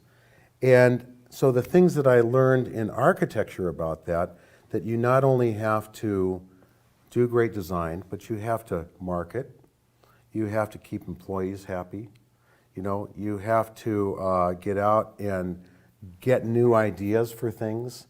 You have to be influenced by the world. You have to communicate with people, say in a community setting. So all those things that I learned in architecture are directly applied to painting. And the part of painting that we don't always like, which is the marketing and the selling. Yeah. Now, go back to your career as an architect. What kinds of things were you designing? Did you start out doing one thing and end up doing another? Well, you know, most architects start out with their first job. It's either your uncle's house or your uncle's addition or your parents' house. But I started out doing single-family homes and eventually worked into health clubs, big health clubs around the country. We did multifamily housing. We did master planned community, 2 or 3 big ones. And then I ended up, the last 10 years of my career, I did big movie theaters. And the movie theaters, I got to design the carpet, the wallpaper, the signage. I did everything. So you were also playing the role of an interior decorator. That's right. And why would that be different? Were you trying to, you were trying to help people get kind of into an escape mentality? I've been to some of the movie theaters you've designed. I know of one in particular, and that theater kind of took you back to 1930. It was kind of an Art Deco thing, if I remember. Right, Is yeah. that why they had you do all of that? Because typically, wouldn't the architect do, like, you do the building and then they hire an interior designer? Well, that's the interesting thing. You know, many architects, what they do is they'll do the shell, say an office building, and tenants will come in and do their own thing with the interiors. This is much like doing a home where you get to do all of it. The landscape, I mean, the interiors, the kitchen, you pick the fixtures. And that's why I gravitated towards doing these theaters, because I got to really make a lot of decisions about the exterior as well as the interior. So when I first started working for this company had movie theaters that were in these domes. They're iconic domes, which you've probably seen. Yeah, up there. I've been in, yeah. And I proposed the idea that we try to go back to the old movie theaters of Hollywood in the early years that were glamorous and glitzy, and they attracted people and made it a special occasion. And it was during the time when movie theaters were kind of starting to die out, cable TV was coming in, and everybody thought that's the end of the movie theater. And then they invented stadium seating and big wide screens and great sound. And so just adding on to that, we tried to make the movie theaters a big experience to go to. I remember that. The theater I remember was in the town I was living in California, in Pleasant Hill. And the sign had this art, this Art Deco 1930s feel and this Right. flashing neon, and it really did kind of transport you to a different place. So congratulations on that. Thank you. So I think some of the artists that we both know give you the whole package, right? So I have a painting in my home which was painted by David LaFell, but he also made the frame. And I asked him, well, why did you make the frame? He says, because I couldn't find a frame that ever fit the look that I needed for my painting. So that, you were kind of doing the whole package. I was. Now, how do you deal with that now as an artist? Do you make your own frames? Do you finish your own frames? Do you have one that you've found that is kind of a look, or do you do it individually with each painting? What's that look like? Well, I admire people like Carl Dempwolf, who makes their own frames. I think Eric Merrill does the same. And I can't imagine how they find the time to do it. Yeah. It takes a tremendous amount of time to do that. So I collect frames. And we've got an attic in our house where I can buy frames and set them up there and wait for the right situation. And I think as time has gone on, I've tried to up the quality of the frames, the variety, and I've got a few frames just waiting for the right painting. So I've got probably 100 frames in my upstairs, and when the painting comes along, I try to match it with the right frame. Framing is an interesting topic, and we've kind of veered way off, but let's deal with it since we're talking about it. Frames make a huge difference for paintings and for marketing of paintings. I kind of equate it to, the car that surrounds you when you're sitting in the window. It kind of sets a tone for, what your lifestyle is like or what you're like. What's your thought process on framing? A lot of people will go for inexpensive frames. Some of them look nice, some of them look cheap. But I have found that if you put a great looking frame, no matter if it's cheap or expensive, it changes the nature of how the painting looks, but also how people respond to it. Do you have a particular philosophy about that? Well, it really varies based on the situation. Like if I am framing a painting for the Gold Medal Club, California Art Club, I'm going to put the best frame I can get, and I will call the frame maker and have them make a specific frame for me for that. Because I want to sell it to a collector who wants top quality. There's other situations where people, they don't want to pay for the expensive frame, so I find frames that are, I wouldn't say cheap by any means, but they're less costly, and they go well with that situation. So a situation like that might be, let's say, a plein air show or something where people are kind of buying almost off the easel, Yeah. versus a show where people are going to write big checks. Correct. From big collectors. Right. So we kind of need to transition backwards again to you're in this architecture thing, and all of a sudden you started painting. What happened there? How did that come about? We had a small office downtown in San Diego, and about 2 doors down was this amazing plein air gallery. It was like God set it there for me to take a look at, And I would go down at lunch and just look at these paintings, and I just couldn't believe how beautiful they were. And when they had openings, I got to meet some of the artists, and I found out that the gallery owner also taught lessons in the back. And so my wonderful wife allowed me to have some Saturday time to go take these lessons. So once I started taking the lessons, I'd come home and paint at home, in the kitchen at night. I started taking some lessons at Scottsdale Art School, and it just sucked me right in. And I fell in love with the whole idea of painting, and I, believe it or not, I went to my partner and asked, would you buy my half of the business? And he said, how soon? And I said, as soon as possible, because I felt that I was at the later years of my life, and if I was going to have a second career, I needed to get to work. And so 15 years later, here I am. So did you go to him after you had developed enough confidence that you felt like you were a good enough painter to make it on your own, or you just said, I'm just going for it? I said, I'm just going for it. Wow, that took a lot of guts. It really did. I would imagine that was a tough conversation at home. You know, Ann's always been supportive of what I want to do, and that's not the first time I've asked her a question like that. You want to tell me? Nor the last. Oh, well, let's find out. We have to probe this now. Inquiring minds want to know. Based on what you went through in learning to paint, and now knowing what you know, what would you do differently in teaching someone else how to paint? I would start a little bit more with the classic atelier method. What's that mean? A lot of people don't know what that means. Well, I'm gonna tell you. It's learning the basics of composition, of shape and shadow, and value.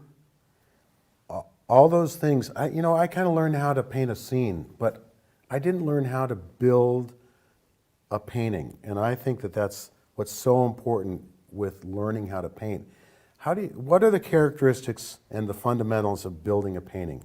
Whether it's some of the classic compositions that Edgar Payne talked about, or 2/3, 1/3 in the value composition. There's a lot of kind of very powerful basic fundamentals that you can learn that I wasn't really taught.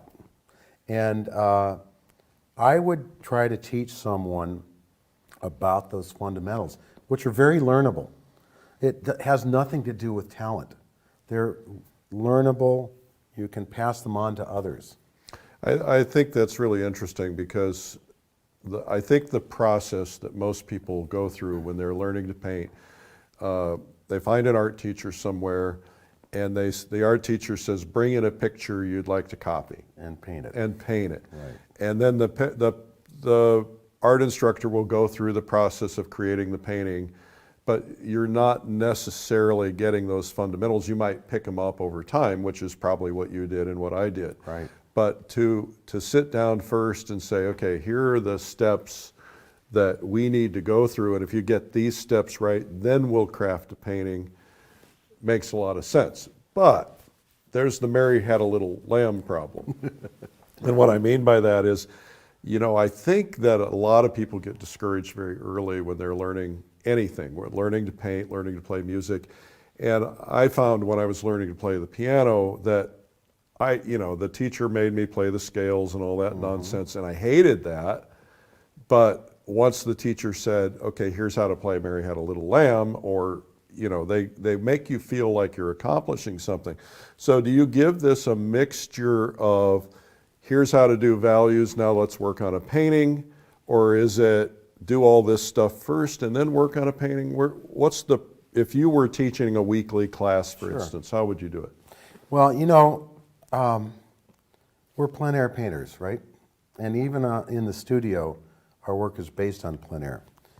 And it's really difficult in the field to create a painting. So when I teach a class, what I teach is, let's take color out of the equation. And let's just paint a scene in like a burnt umber and white. Brown and white or black and white? Yeah, black and white. Let's pick 3 values and paint this scene. Okay, now once you get that done, I give them 45 minutes to do it. all right, let's paint the same scene, but let's change up the values. So I'm not asking them to create a masterpiece that they can come home and show their family and show off. I'm teaching them how to develop basic skills to see a scene and be able to understand what the dark and light patterns are that are in there. And that takes all the pressure off someone trying to paint a scene.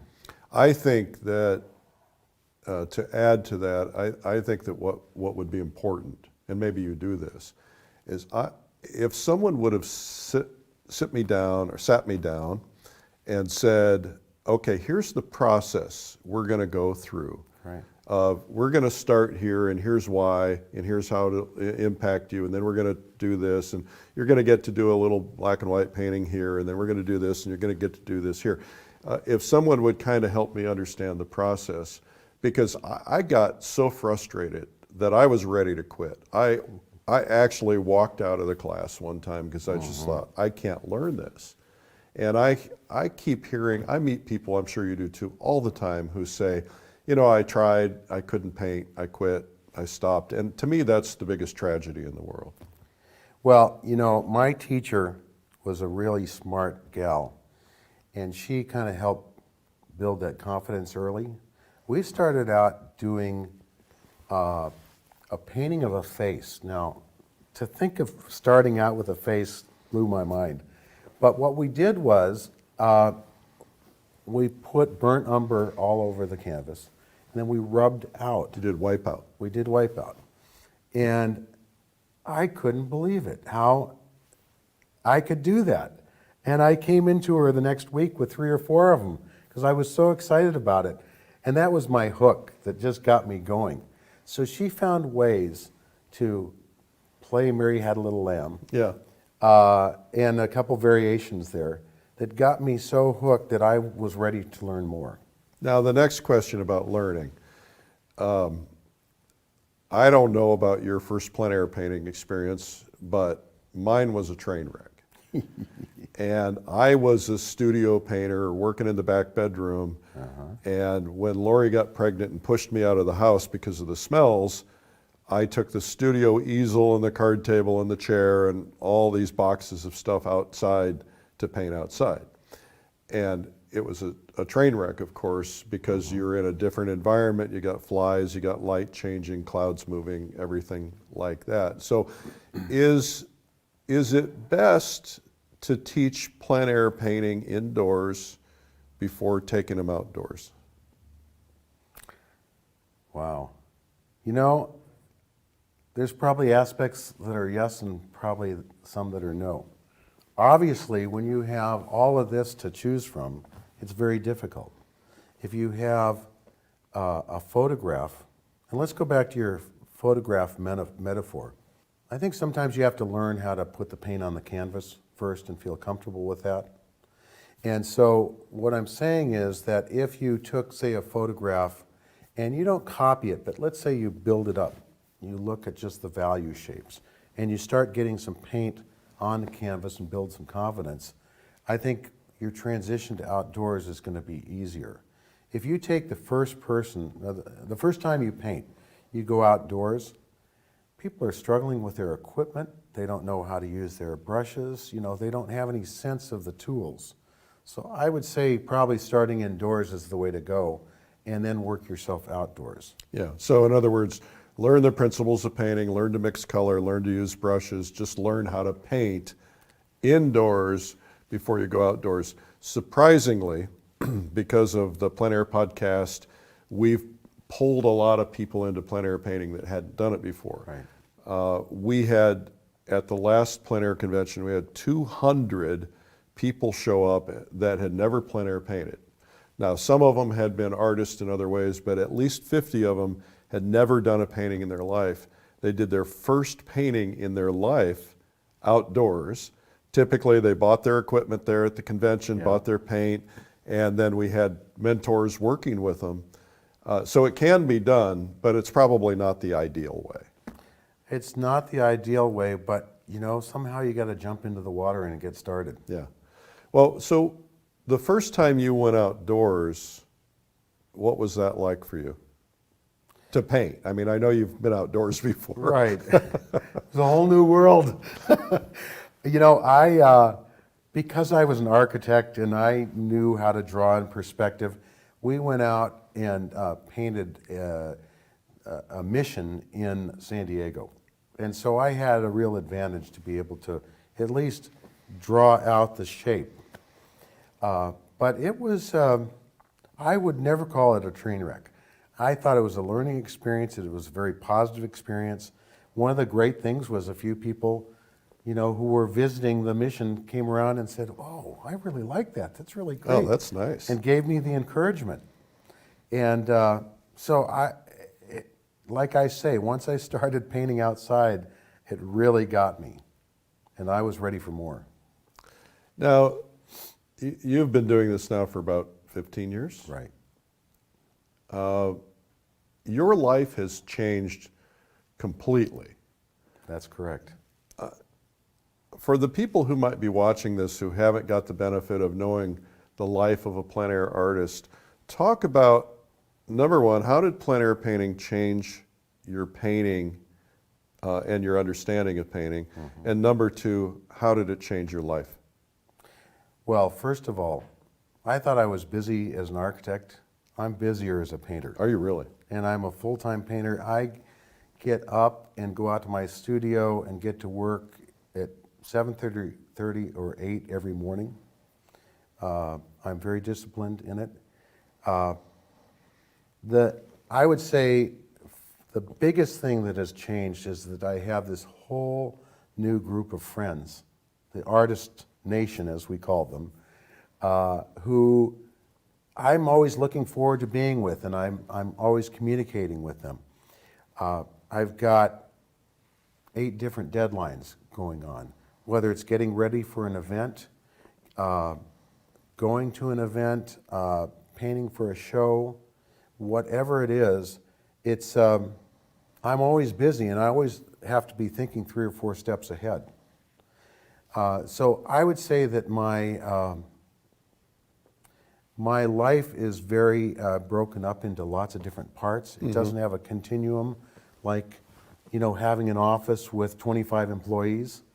It's very entrepreneurial because I not only have to paint the paintings, I have to get them out there in the world to be seen and sell them, and I've got to keep galleries happy. There's, you know, it's a juggling act, but it's so much fun. I cannot wait to get up every morning to see what's coming up next. Now, you've met a lot of painters, and you hang out with a lot of painters, become friends with a lot of painters. Is you've developed this sense of community as well. Right. That's got to be a lot of fun.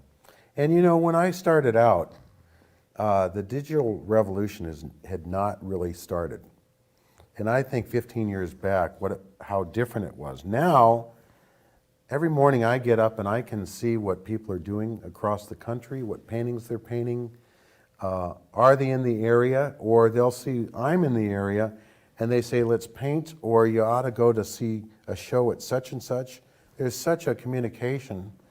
And I can call them up on the phone without a second thought and say, hey, what do you think about this? People don't really realize how much things have changed. I mean, you realize it, I realize it, but when we started the magazine 15 years ago, I think this month maybe, there were maybe 3 or 4, maybe 5 plein air shows in America, all the way across America. And you know, one of the biggest was in your area. One of the most important was in your area.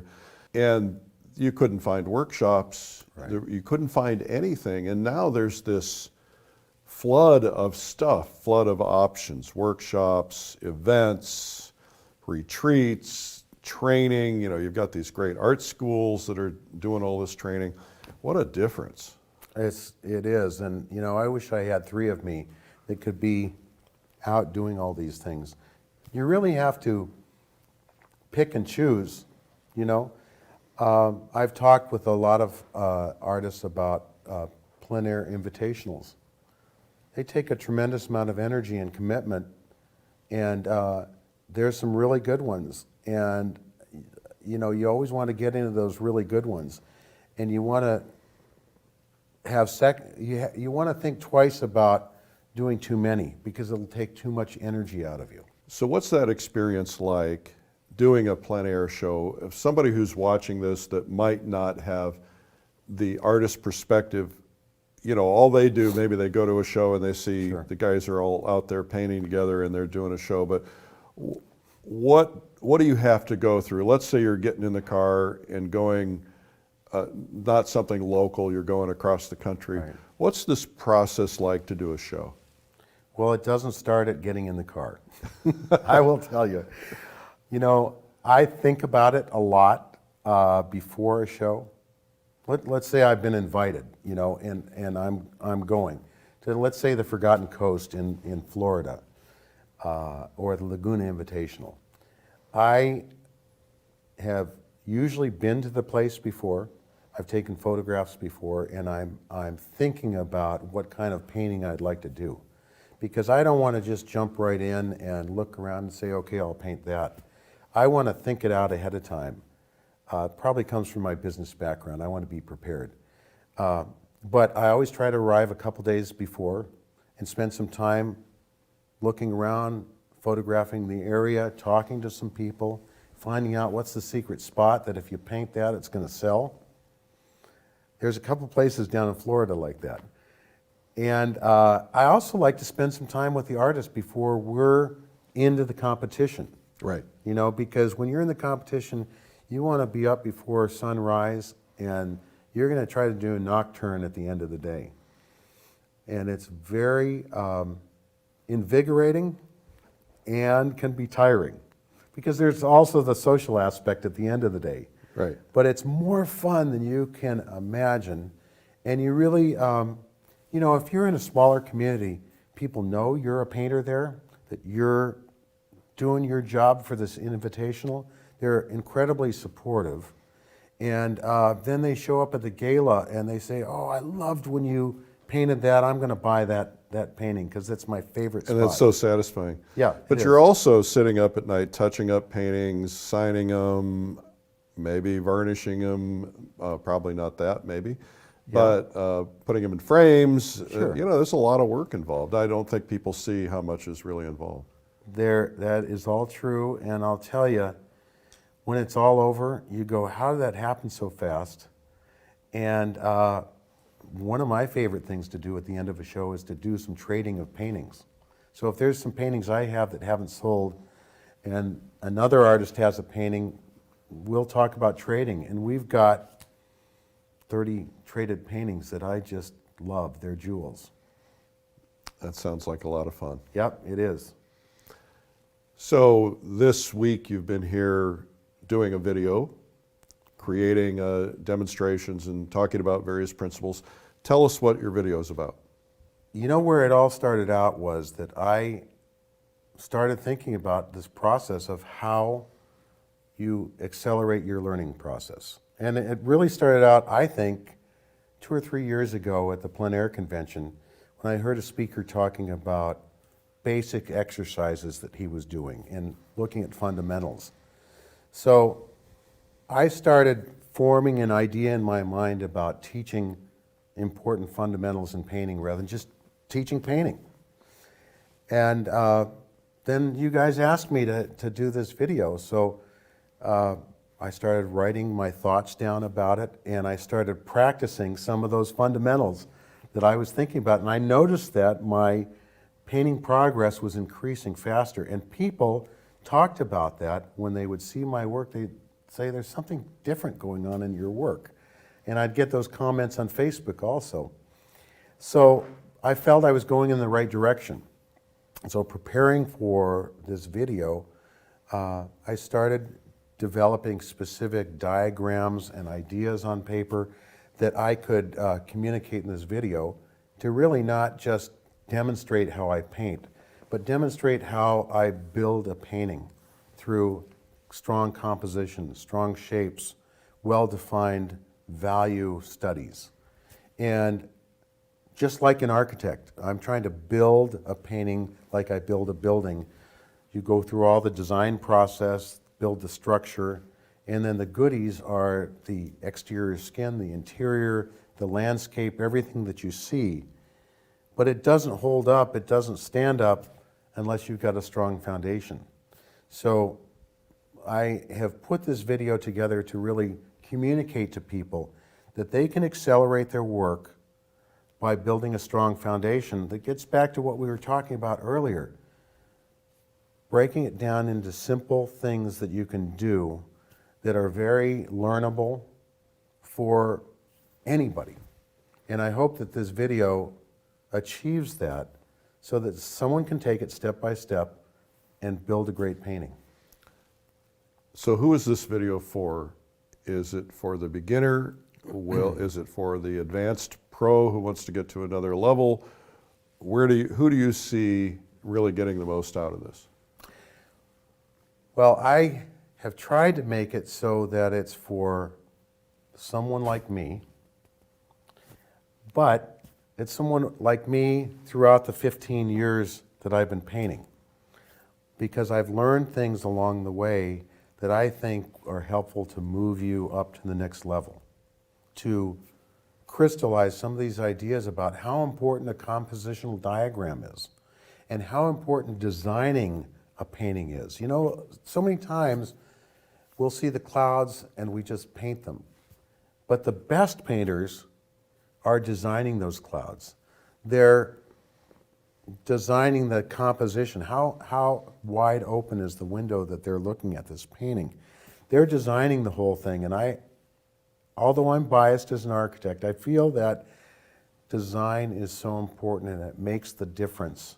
Whether you're a beginning painter or you're an advanced painter, I still think design and some of the fundamentals that I'm talking about are extremely important to consider and reconsider. Mark, this has been an absolute pleasure.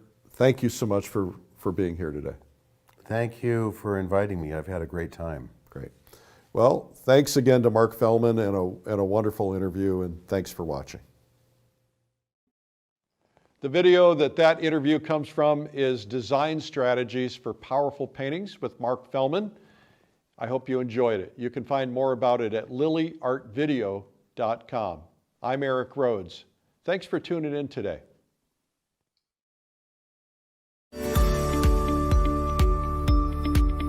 Artist Mark Fehlman knows that 75% of his time is spent on planning, and only 25% is spent on actually painting. Now, he's going to show you how better planning leads to better paintings as he demonstrates his proven theory in design strategies for powerful paintings. If you're willing to do a bit more work up front, you'll find yourself progressing through your paintings with more confidence that the end result will be just as you envision. And Mark is the perfect coach to show you how to work efficiently and effectively so the planning phase becomes enjoyable for you. In this video, I want to share with you powerful strategies that are going to make your paintings dramatically better. To get the benefits of these strategies, you have to employ them in practically every step of your design and painting process. From there, Mark puts it all into action. Follow along and see how his solid plan supports each phase as he demonstrates a beautiful seaside painting done from a plein air sketch, photo reference, value, and composition sketches.